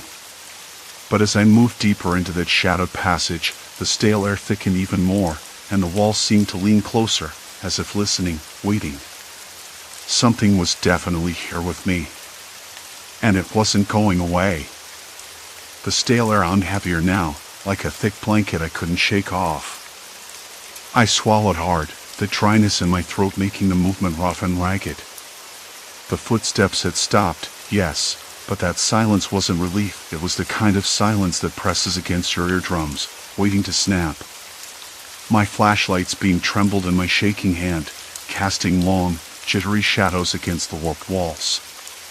Those walls, they weren't static anymore. I caught myself thinking they might even be breathing, like the whole tunnel was alive. I know how that sounds, but the plaster bulged subtly here and there, the bricks shifting just enough to unsettle every instinct I had. Then I heard it, the faint scrape of something dragging across the ground. Not far ahead. Behind me?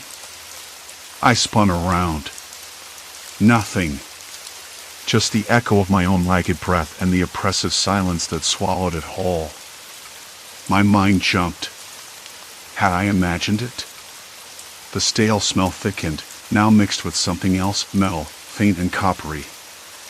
Blood? No! Not blood.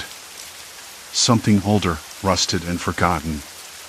The scent clung to the air, curling into my nose, twisting my stomach into knots. I swallowed again, slower this time, forcing my heart to slow. Okay, I whispered to myself. You're not alone down here. The words barely carried past my lips before a voice answered, sharp and low, cutting through the thick air. You shouldn't be here.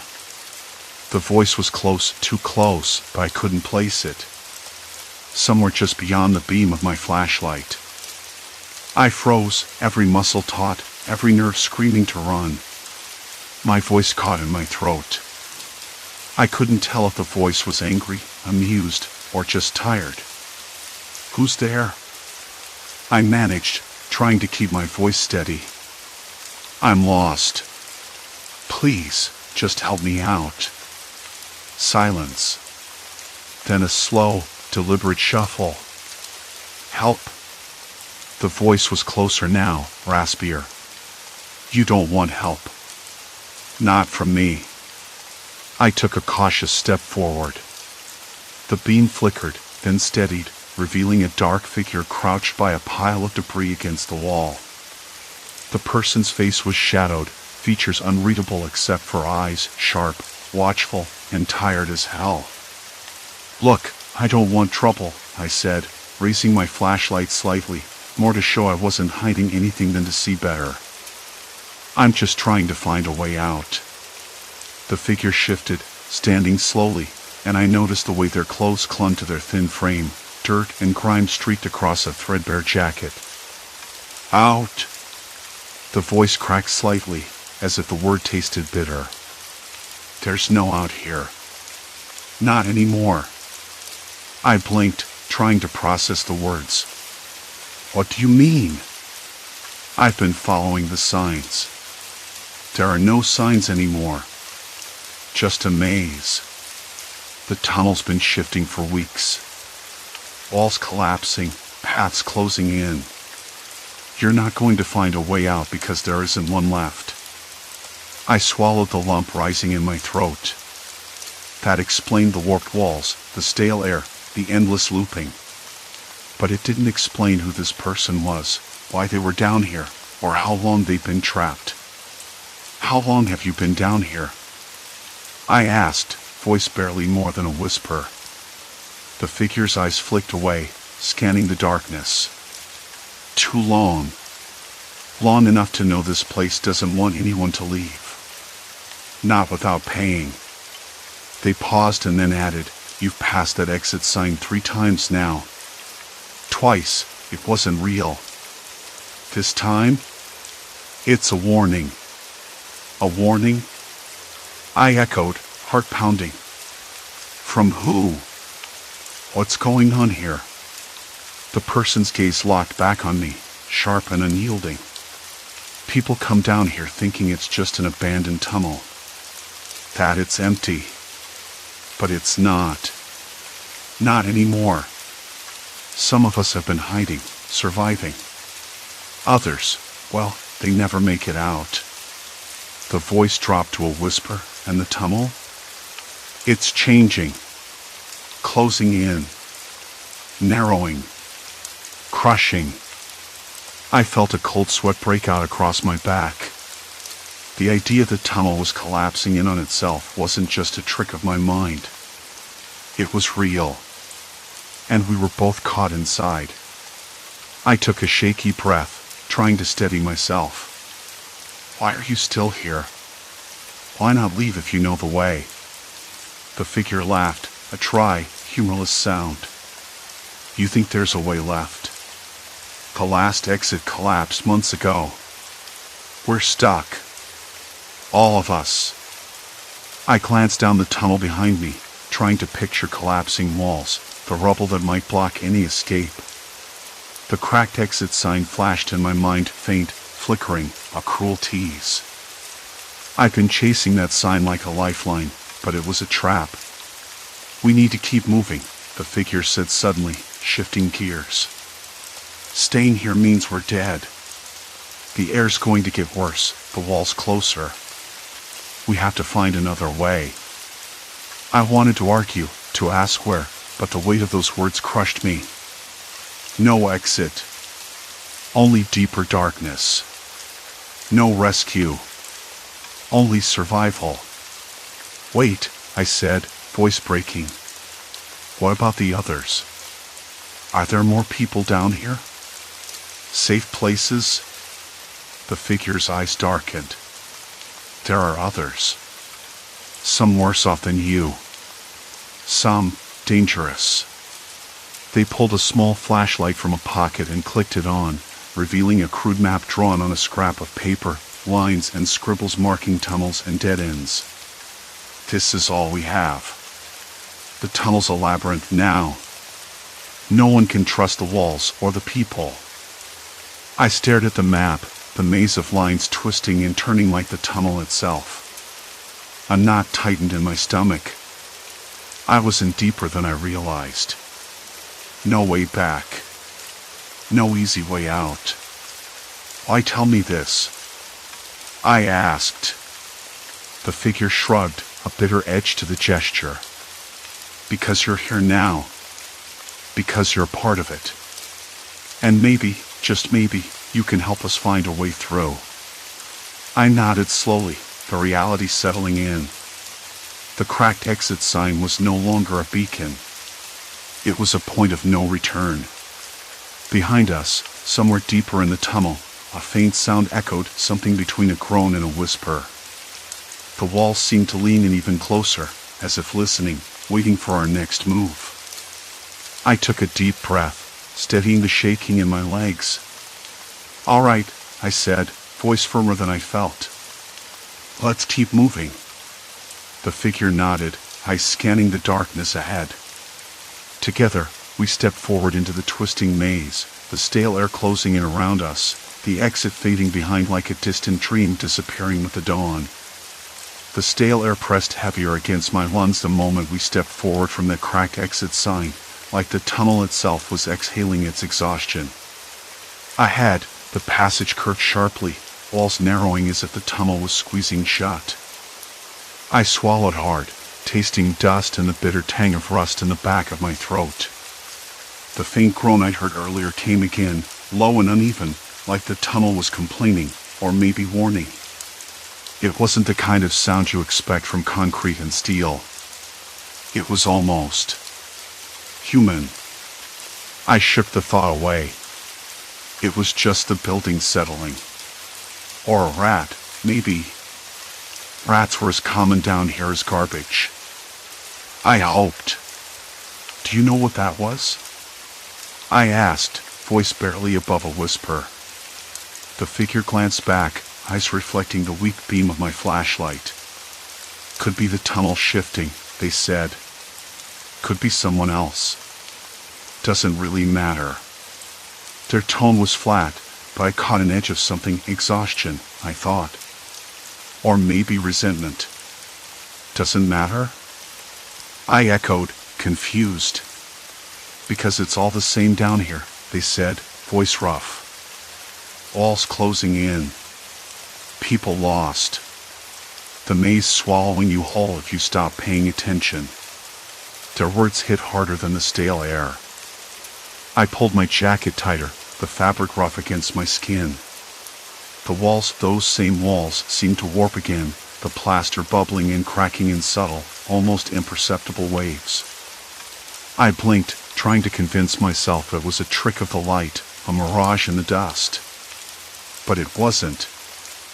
I reached out, fingertips grazing the warped plaster, feeling the uneven surface ripple beneath my touch. My breath caught.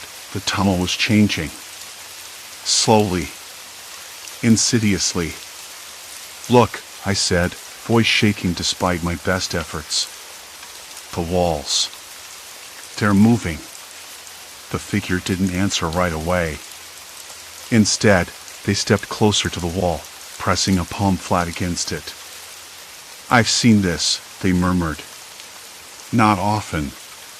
But when I do, it means the structure's failing. The whole place could collapse any minute." Cold sweat pulled at my temples. Collapse was the last thing I needed. I thought about the map I'd studied earlier, the maze of lines and tunnels that never seemed to end. If the wall started to buckle, there was no telling how much time I had before the whole thing caved in.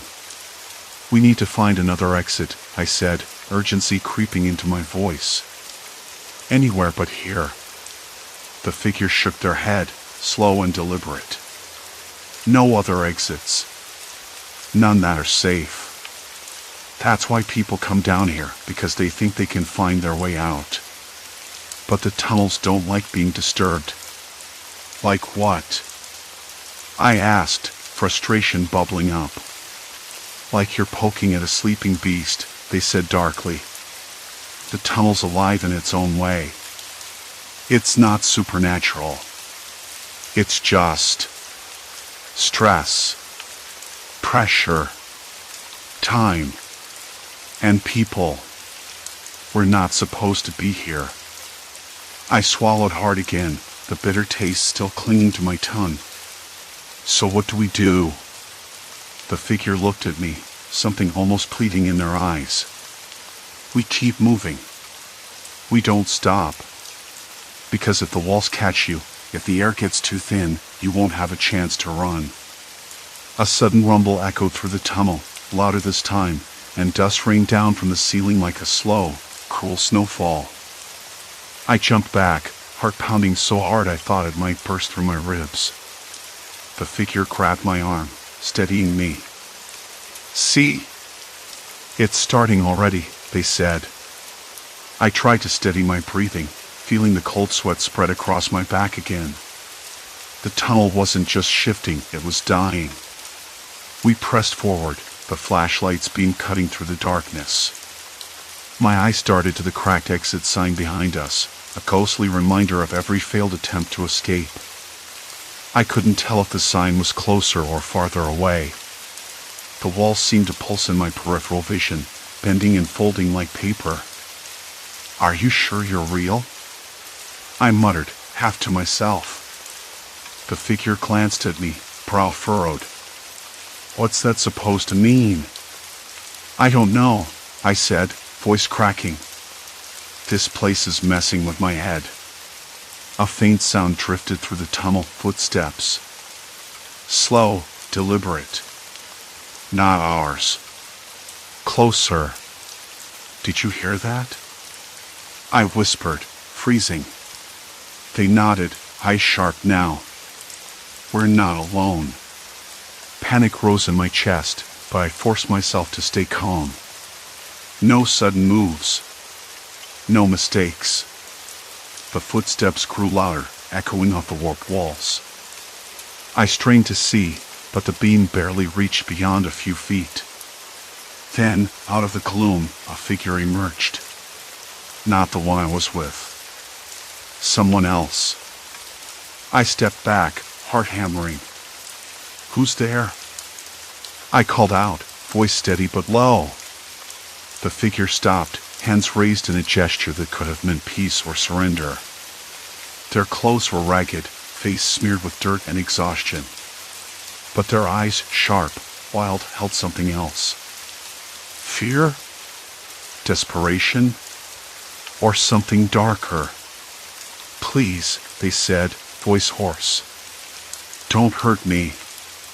I glanced at my companion, who nodded slightly. "We're not here to cause trouble," the figure said, voice low. "But you shouldn't be here either." "Neither should you," I shot back, trying to keep the edge out of my voice. The stranger's eyes flicked to the warped walls, then back to us. "They're coming," they said. "They don't like new faces. They watch. They wait." A cold shiver ran down my spine. "Who?" The stranger hesitated, then stepped forward just a bit, lowering their voice. "Others. People who've been trapped down here too long. They change. They don't want anyone finding the exits." I glanced around the narrowing tunnel, feeling the walls lean in closer, the stale air thick with menace. My skin prickled with the sensation of unseen eyes. "Why?" I asked. "Why keep people here?" The stranger shrugged, a bitter laugh escaping. "Because out there, life moves on. Down here, time stands still. Or maybe it just breaks. People get lost. Some give up. Others become part of the maze." I swallowed hard. The floor beneath us seemed to groan again, the dust stirring like a warning. The walls warped more aggressively, as if reacting to the stranger's words. "We need to move," my companion said urgently. "Now!" I nodded, but a knot twisted deep in my gut. This wasn't just a maze of tunnels. It was a trap. A prison. And the people inside were the real threat. As we turned to go, the stranger's voice stopped me. "Watch the walls," they said. "They'll try to trick you. They don't break all at once. They do it slowly, until you don't know which way is out. Until you stop running." The light flickered violently, and in that brief darkness, I thought I saw the walls breathe. Silence. Complete silence. Then the rumble returned closer, louder, like the tunnel was closing in for good. The cracked exit sign stared at me again. Same jagged lines through the faded green paint, same flicker in the dim bulb overhead. I blinked hard, swallowing the bitter taste in my mouth, and stepped closer. The stale air, thick with the scent of damp concrete and something faintly sour, pressed heavier against my lungs this time. I reached out and touched the rusted metal frame of the sign. It was cold, rough beneath my fingertips, but the walls behind it, those walls, were subtly shifting. Or maybe I was shifting. I couldn't trust my eyes anymore. This place was like a breath held too long, the kind that curls inside your chest and won't let go. I tried to steady myself, but the floor beneath wobbled ever so slightly, like the subway tunnel was a ship caught in a slow, endless sway.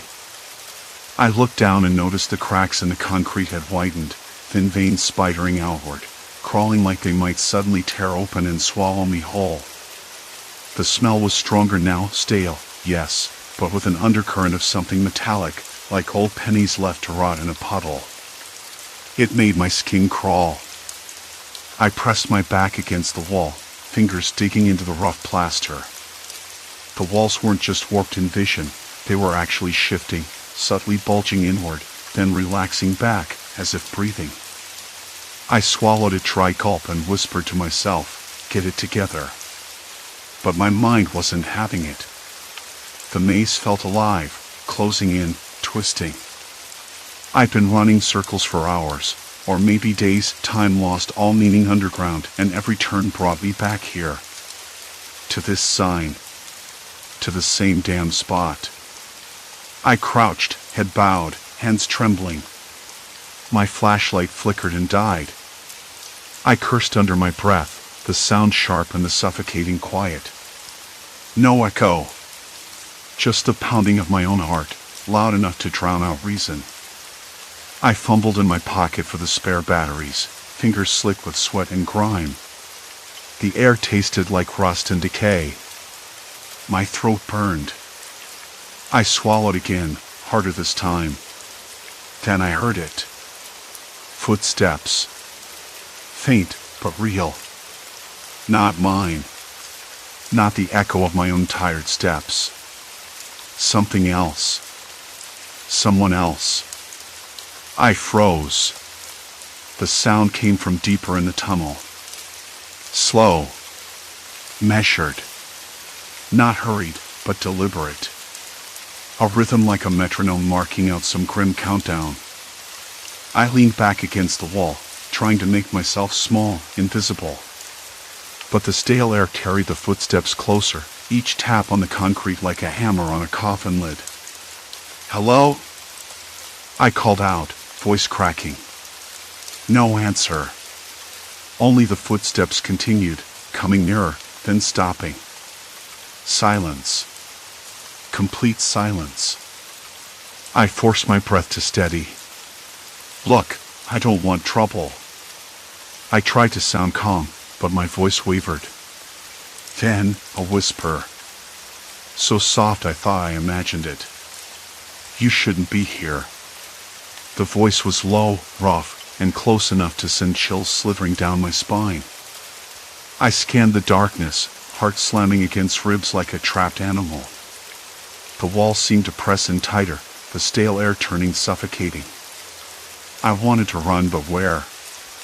The exit sign mocked me, the same cracked promise I couldn't reach. I swallowed again, voice barely a whisper. "I'm lost. Please, I just want to get out." More steps. Slowly, carefully, around the corner. Then a figure emerged. A man. Thin, ragged clothes, eyes sunken but sharp. His face was smeared with dirt, but his gaze was clear, cold, calculating. He held nothing in his hands, but his smile was the kind that didn't reach the eyes. Something about him screamed danger, but not the kind you could fight. No, this was something worse, the quiet menace of a man who'd been here too long, tangled in the darkness until he was part of it. "You're not supposed to be wandering these tunnels," he said, voice like gravel. "People come down here, they don't leave. Not the way they came." I'm just trying to find the stairs, I said, voice trembling. Please. I'm tired. I'm scared. He chuckled, a dry, humorless sound. Scared. That's good. Fear keeps you alive. He took a step closer. But you don't belong here. This place, it changes people. Breaks them. I felt the walls pulse again, the plaster rippling under my fingers. The tunnel was closing in. No way out. Just the man in the stale air and the endless maze. Then something inside me snapped. Fear was a cage. But it wasn't the only thing. I straightened, shoulders squared despite the pounding in my chest. I'm not leaving. Not like this. He raised an eyebrow. Oh. And what will you do? Wait for someone to find you? The city doesn't care about the forgotten. I'll find my own way, I said, voice firmer now. I'm not giving up. For a long moment, he just watched me.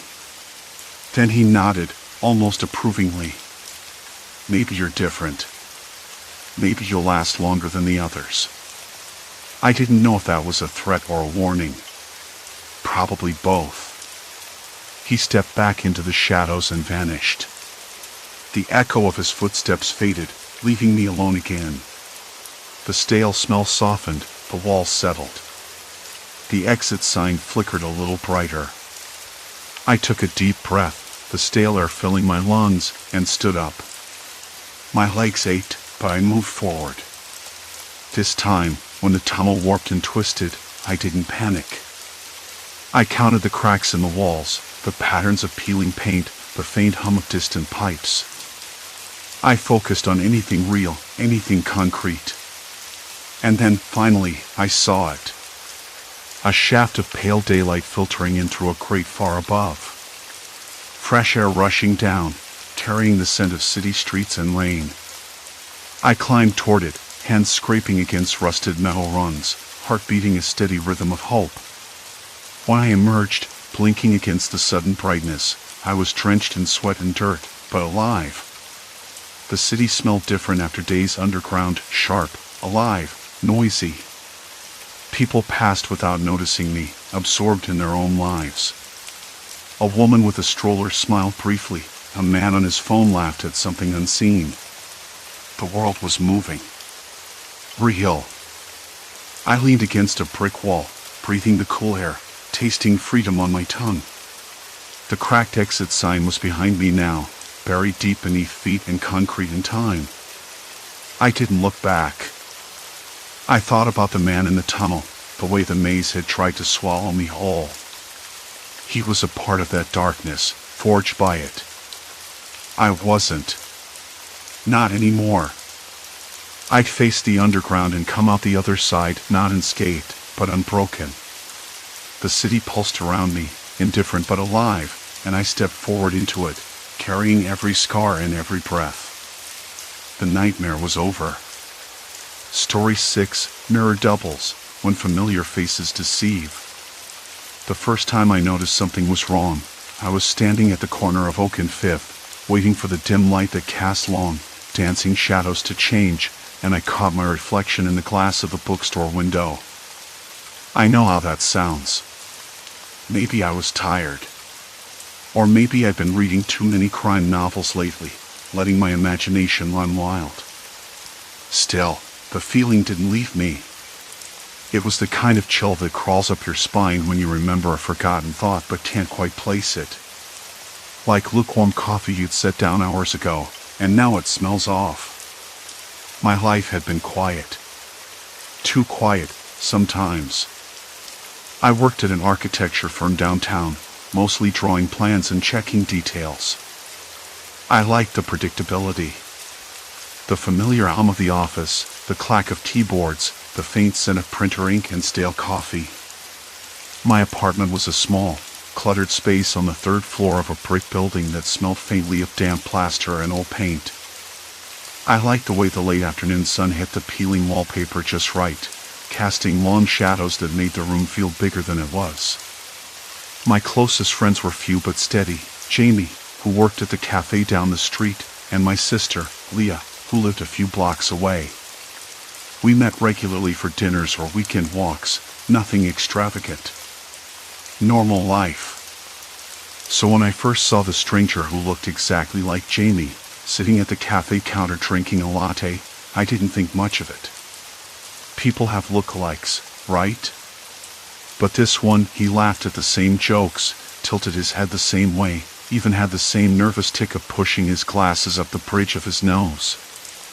The problem was this: Jamie was quieter, colder somehow, like an actor who'd studied the role too hard.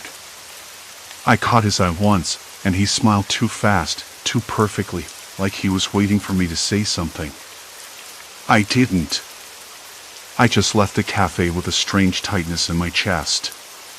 That night, when I called my real Jamie to ask if she'd been at the cafe earlier, she sounded confused. "I was at home all day," she said, "watching that new show you recommended." "Why?" I hung up, my fingers trembling. Maybe I was imagining things. Maybe the late shifts at work were messing with me. But I couldn't shake it.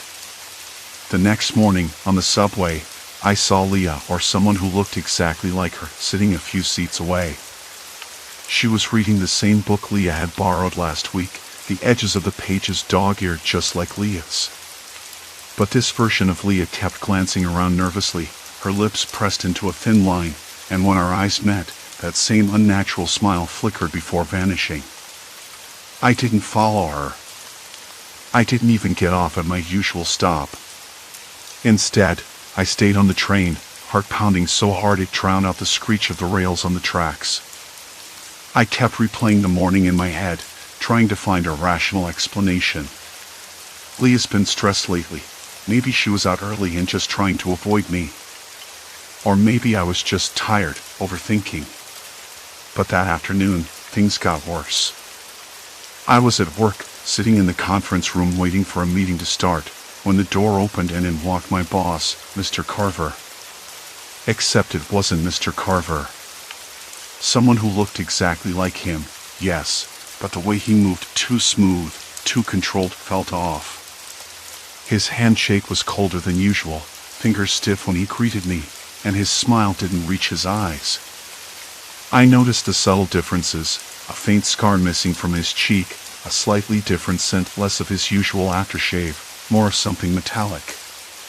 The meeting went on as usual, but I caught him watching me with that same unsettling intensity I'd seen in the others. It was like he was studying me, waiting for a sign that I'd noticed. Afterward, I checked the employee directory on my phone. The real Mr. Carver was listed as out sick for the day. I left the office early, the autumn air biting at my cheeks as I rushed down the street. The city sounded different, too loud and too quiet at the same time. The usual chatter of street vendors, the distant honk of a horn, the rustle of leaves underfoot, it all felt like a background track to something else, something I couldn't quite place. I stopped at a corner store to buy water and noticed the cashier looked like my neighbor, Mrs. Dunlop. Same silver hair tied in a bun, same gentle smile. But when I said hello, the cashier's eyes flickered with something unfamiliar, and she didn't respond. Just stared. I paid quickly and stepped outside, hands clammy.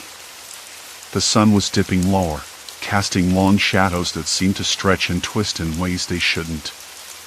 That night, I barely slept. The apartment was too quiet, the walls closing in. I kept hearing faint footsteps outside my door, but when I checked, no one was there. The smell of damp plaster was stronger, almost suffocating. I pressed my palm against the cold wall, trying to ground myself. In the morning, I sat at the kitchen table, sipping bitter coffee, staring at my phone. There was a message from Jamie. "Hey, sorry I missed your call. Are you okay?" I hesitated before typing back, not sure if I could explain any of this. I wanted to tell someone, anyone. But who would believe me? That strangers were walking around, wearing the faces of the people I loved, acting like them but not quite. Something just beneath the surface was wrong. The real terror wasn't the strangers themselves. It was the way they were quietly taking over. The way they slipped into routines, into conversations, into lives that weren't theirs. And me? I was left watching, invisible, like a ghost in my own world. I opened the window and let the cold morning air wash over me. The city was waking up, unaware of the cracks spreading beneath its calm surface. I wondered how long before the people I knew disappeared entirely, replaced by these perfect, empty copies. I didn't want to believe it, but something was coming. Something I couldn't stop. And maybe, just maybe, the hardest part was realizing I might be the only one who noticed. Silence. Complete silence. I couldn't sleep.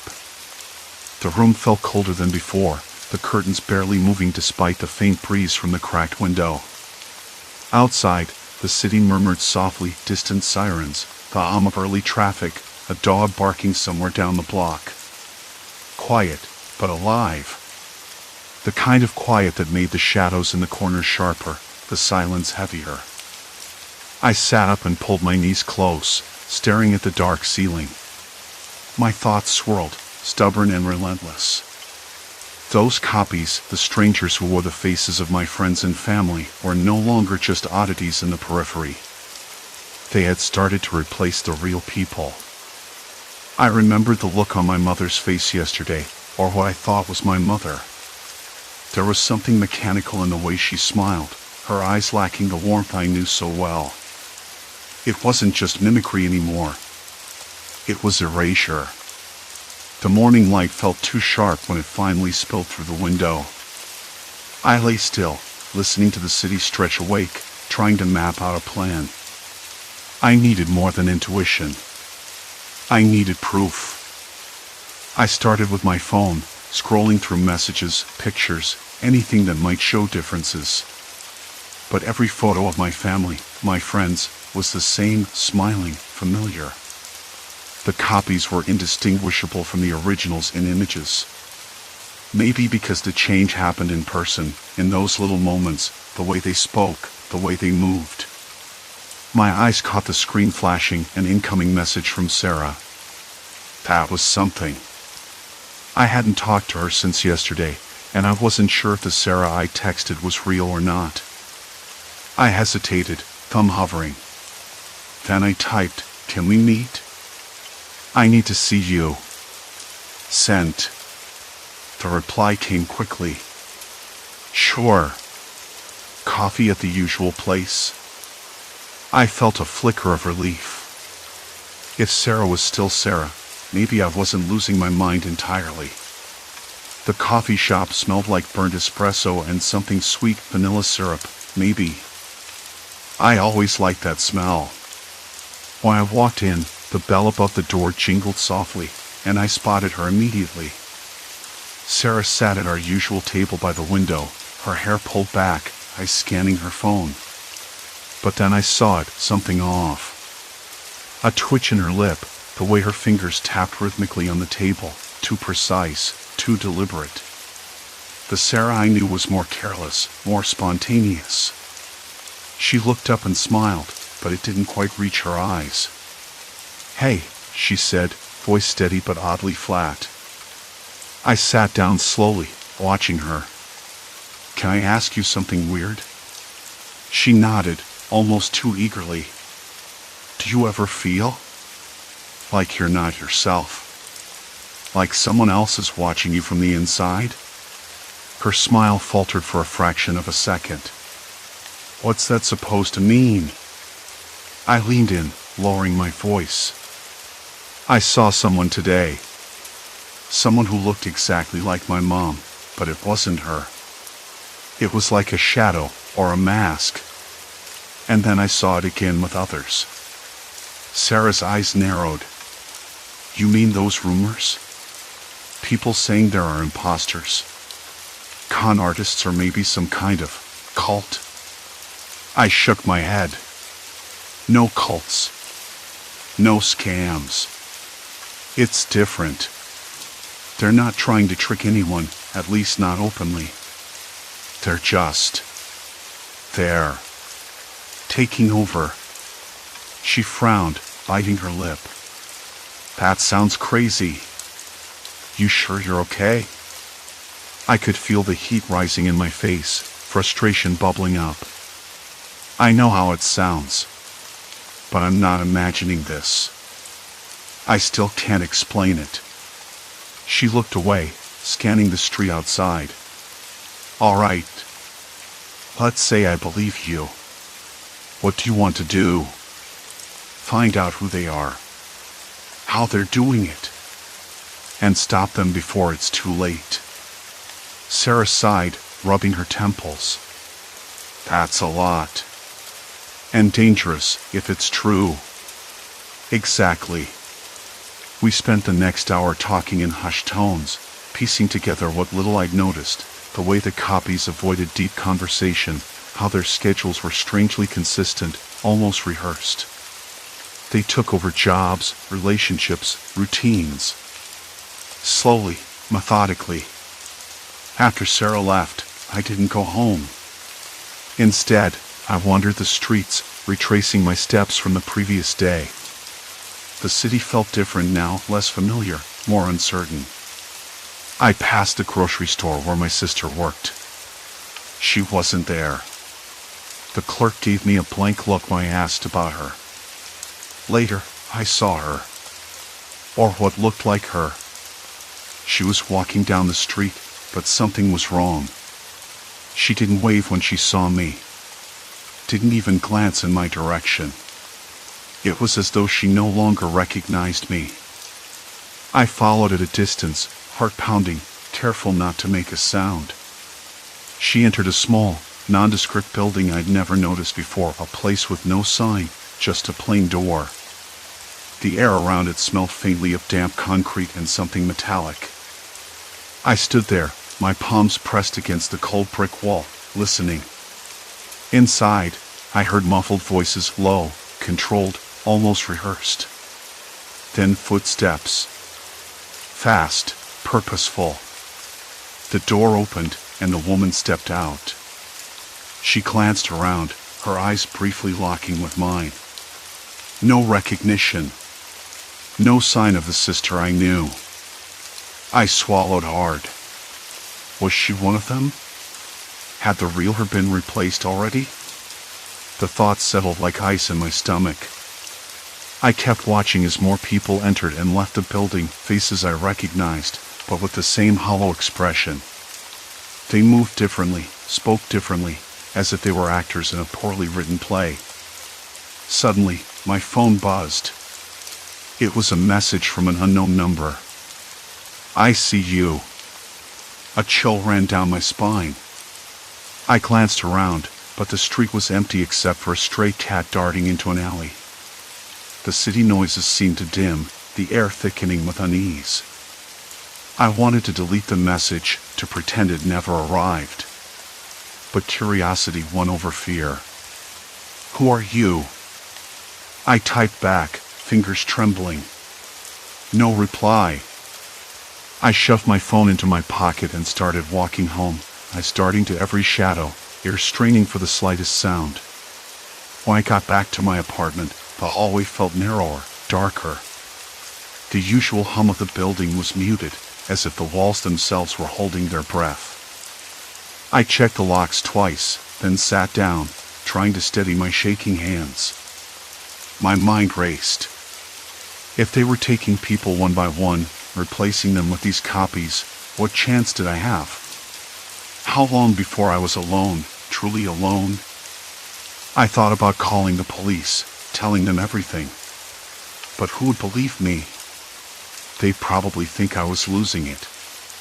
I needed allies. But who? Sarah seemed unsure.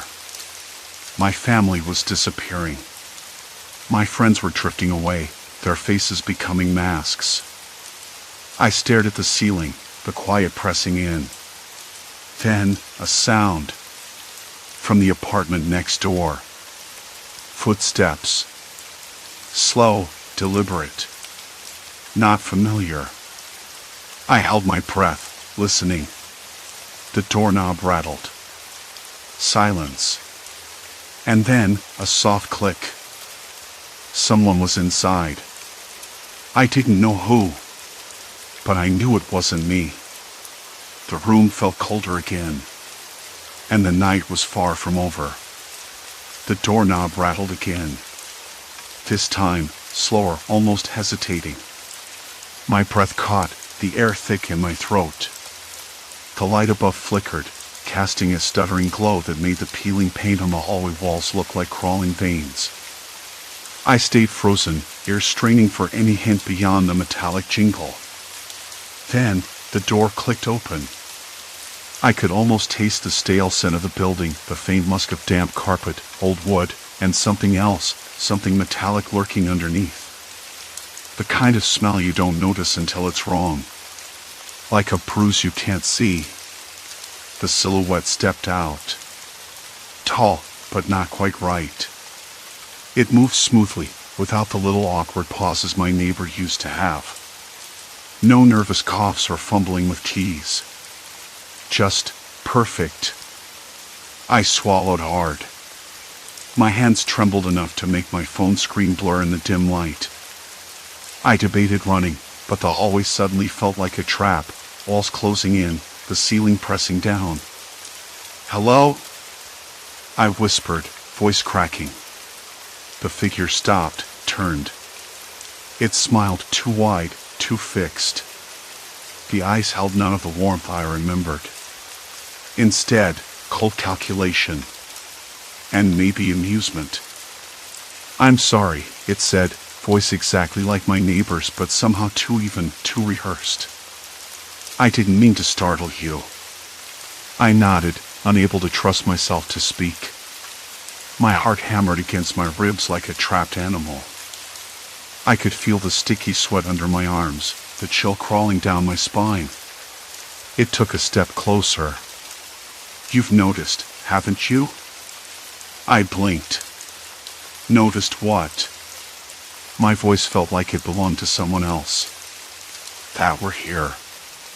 That things are changing. I wanted to say no, tell myself this was some sick joke. But the knot in my stomach tightened. This wasn't an accident. It wasn't random. They were watching me, watching all of us. A cold wind pushed past us in the hallway. The building groaned, the pipes rattled, and a distant dog barked once, sharp and out of place. The figure's eyes caught mine, unblinking.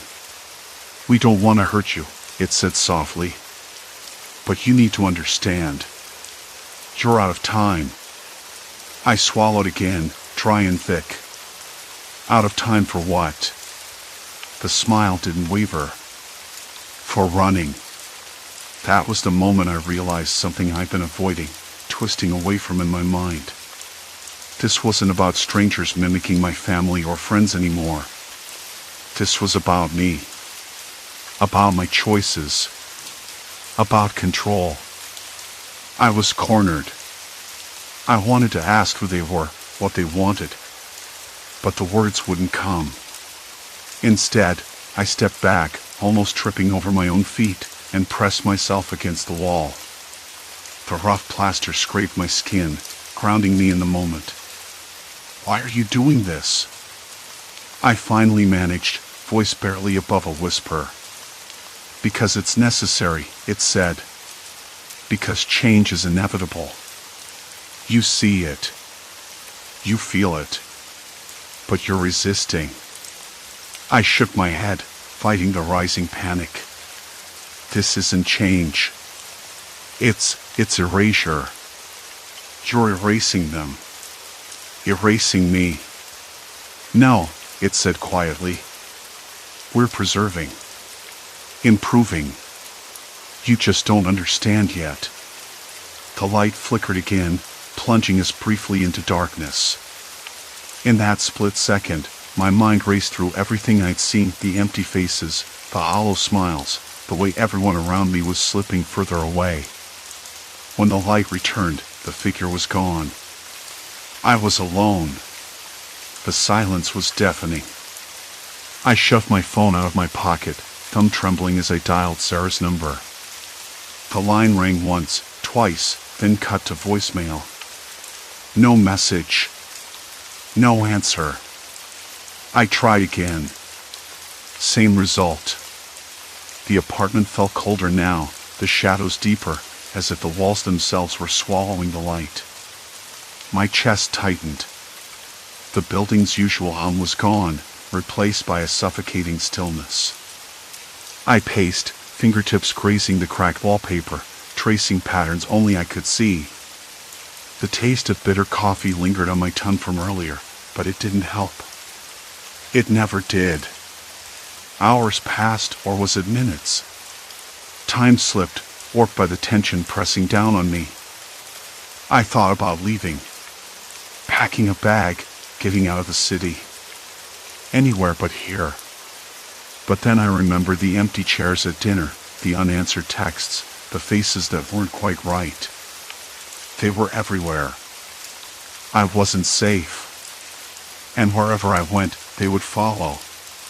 The thought twisted my stomach into knots. I sat down, head in hands, the weight of exhaustion dragging at my bones. If I couldn't trust my own senses, my own memories, what was left? My phone buzzed suddenly, an incoming message. I froze, heart skipping. The screen lit up with a single line, "We're closer than you think." No number. No name. Just those words. I wanted to delete it. Throw the phone against the wall. Run into the street and never look back. Instead, I stared at the screen, the room, with its faint smell of dust and decay closing in. Because now I knew. There was no escape. Not anymore. A cold sweat broke across my forehead as the silence thickened around me. Every shadow seemed alive, every creak in the floorboards a whisper of something unseen. I wasn't just being watched, I was hunted. My hands trembled as the glow from the phone screen faded into the dark room. I wasn't safe. Not here. Not anywhere. The floor creaked beneath me, just a house settling, or something else. I wasn't sure anymore. Every sound was a question mark, every shadow a looming figure just beyond the thin veil of sight. I forced myself to stand, the room spinning slightly. The faint hum of the street lamp outside seeped through the cracked window, casting a weak orange glow that barely held the darkness at bay. I had to move. Do something. But what? Where? The faces. The voices. They echoed in my mind, mocking, twisting, familiar but wrong. Like old photographs distorted by water. I thought of my sister, her laugh now something I couldn't trust. My mother's smile, too perfect, too rehearsed. Even my best friend's casual shrug felt like a scripted gesture from some cruel play. I needed proof. I needed to know what was real. The phone buzzed again, this time with a soft vibration that sent a ripple of cold through me. I stared at it, willing myself to ignore it, but curiosity clawed at the edges of my resolve. The screen lit up with a new message, "Look outside." I hesitated. The room suddenly felt colder, the silence louder. The old plaster walls seemed to lean in, listening. I crept to the window, heart hammering like a frantic drumbeat. The glass was rough with grime, the streetlight flickering erratically. I pressed my forehead against the cool surface and scanned the sidewalk below. There. A figure stood motionless beneath the shaky light, my father. Or at least, the person who wore his face and his coat. The way he tilted his head, the slow, deliberate tapping of a finger against his chin, all mimicked him with unnerving accuracy. But something was wrong. The eyes empty, cold, too still. They didn't move when I blinked or shifted. They didn't look like my father. They looked like a hollow imitation. I swallowed back the dry lump in my throat and pulled away from the window. The room felt suddenly smaller, the walls closing in. My breath rattled in my chest, shallow and quick. I couldn't stay here. Not with them just outside. The next morning arrived on a brittle edge of gray light that barely pierced the heavy curtains. I didn't sleep. Instead, I sat in the dark, watching the phone scream like a lifeline, waiting for another message, another clue. The house was silent except for the distant wail of a siren and the low hum of traffic that felt detached, like it belonged to someone else's world. I needed to face it. Whatever it was. I slipped into my coat, the fabric rough against my skin, and stepped outside. The air was cold, biting at my cheeks and nose. The neighborhood was eerily quiet. Doors shut tight, windows dark. The usual morning chatter of neighbors was missing. My footsteps echoed too loud on the cracked pavement. I walked toward the street corner where I'd seen the figure last night. But the spot was empty now. A sudden rustle behind me made me spin around. Nothing but a stray cat slinking under a parked car, eyes gleaming like tiny moons. I exhaled, the breath misting in the chill air. Then I heard the footsteps. Slow. Measured. Behind me. Matching mine. I didn't dare look. Hello? My voice cracked, brittle and uncertain. No answer. Just the soft crunch of gravel underfoot. I started walking faster. The footsteps quickened, mirroring my pace. My heart hammered against my ribs like it wanted to escape. I risked a glance. There, just a few feet behind me, was my best friend. The same casual grin, the same easy stride. But the smile didn't reach the eyes. They were too sharp, too calculating. The way he looked at me didn't feel like recognition, it felt like assessment, like I was an experiment or a puzzle to be solved. Hey, I said, voice barely above a whisper. What are you? He stopped, tilt of his head exactly the way my friend always did when confused. You're coming with us. The words were calm, almost polite. But the undertone was unmistakable. I swallowed hard, my skin prickling with cold sweat. Who's us? I managed. He didn't answer. Instead, he took a step closer, the streetlight flickering overhead casting jagged shadows across his face. I stumbled backward, heart slamming in my ears. The world felt off kilter, the edges of my vision blurring. Then, from around the corner, more figures appeared. Familiar faces, my mother, my sister, the neighbors, all moving with the same eerie precision, their eyes locked on me like predators closing in. I backed into a doorway, the rough brick biting into my palms as I braced myself. My breath came in ragged gasps, fogging the cold air. We don't want to hurt you, my sister's voice said, sweet and hollow. We just want you to understand. Understand what? I whispered, trembling. That you're the one who's lost. That you don't belong anymore. Their voices were a chorus of false warmth, a sickening lullaby that made my skin crawl. I shook my head, the fog in my mind thickening.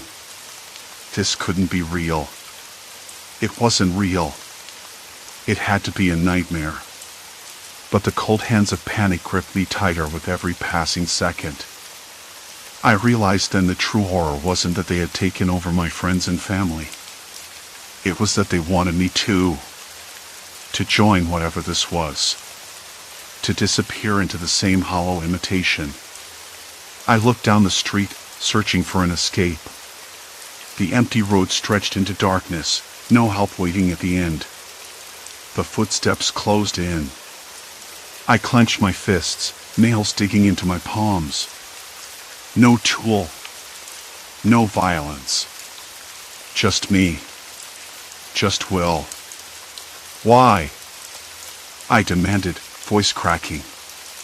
Why me? What do you want from me? My father stepped forward, the flicker of streetlight catching the sharp line of his jaw. "Because you're the last piece. And you're running out of time." The words hit like ice water, freezing the blood in my veins. I took a step back, then another, heart thrumming like a frantic bird trapped in a cage. Then, without warning, they surrounded me. Not violently, but with an oppressive closeness that crushed the air, cold and heavy with silence from my lungs.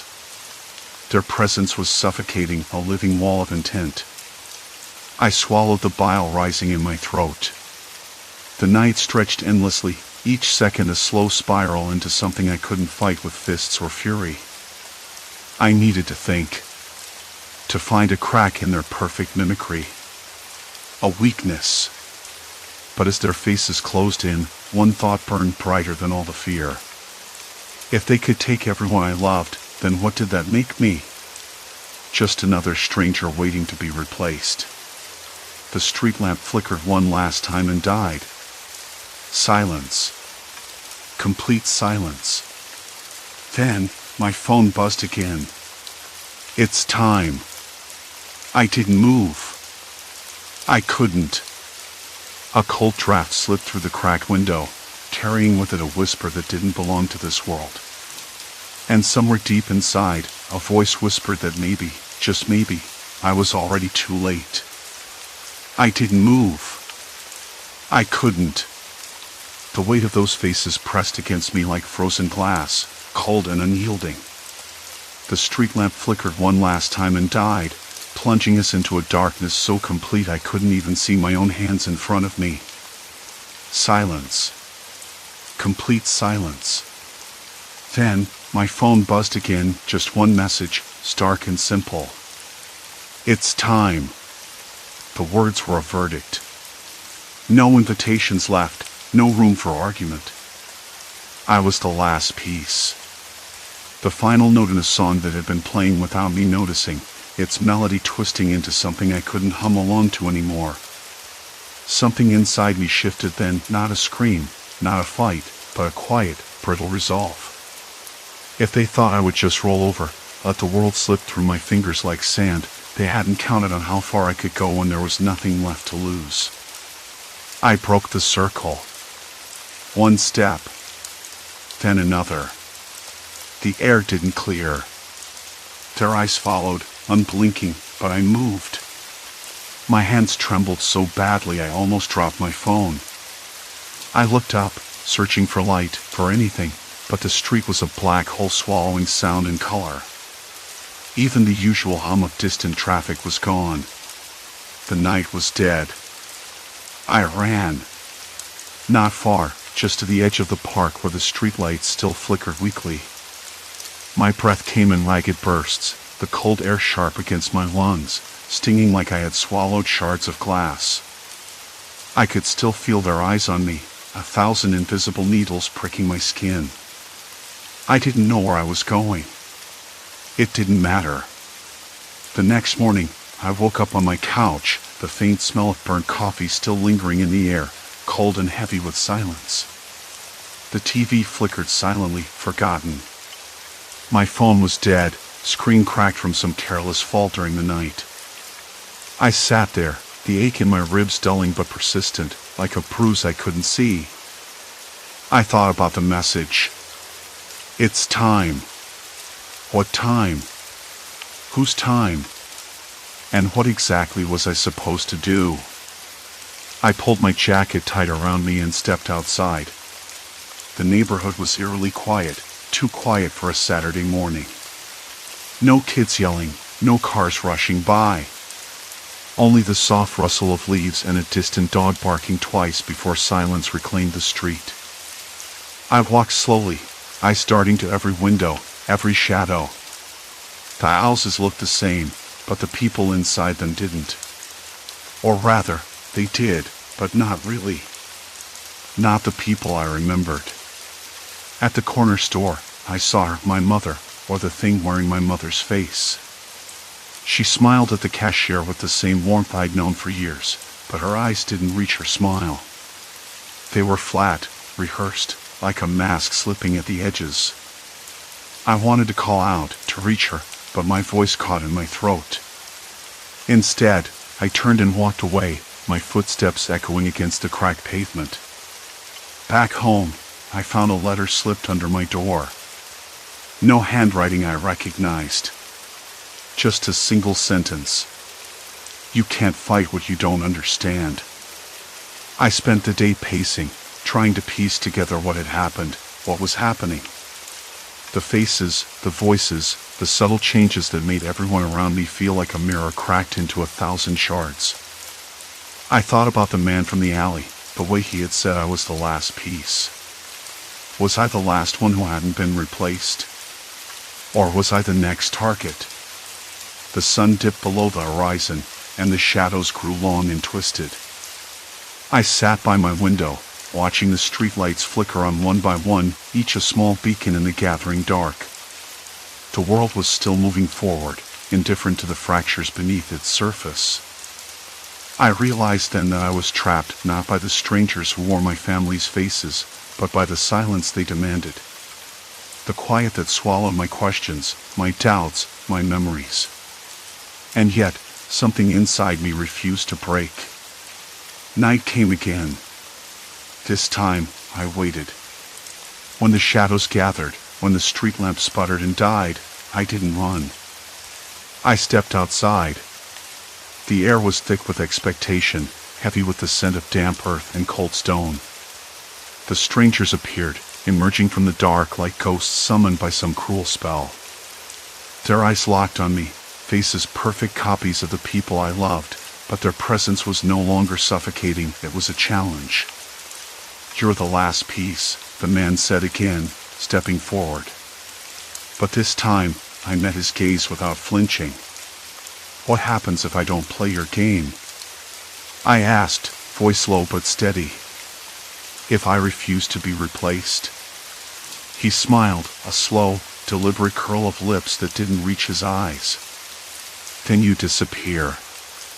Like the others. I swallowed, the cold creeping into my bones. But I didn't back down. I'm already here, I said. You can't erase what I am. For a moment, the circle around me wavered, faces flickering like static on a broken screen.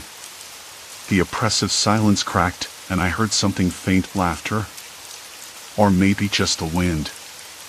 Then they stepped back, dissolving into the night, leaving me alone under the flickering street lamp. I stood there, heart pounding, breath heavy in the cold air. The message had been a summons. The challenge had been laid down. But I had answered.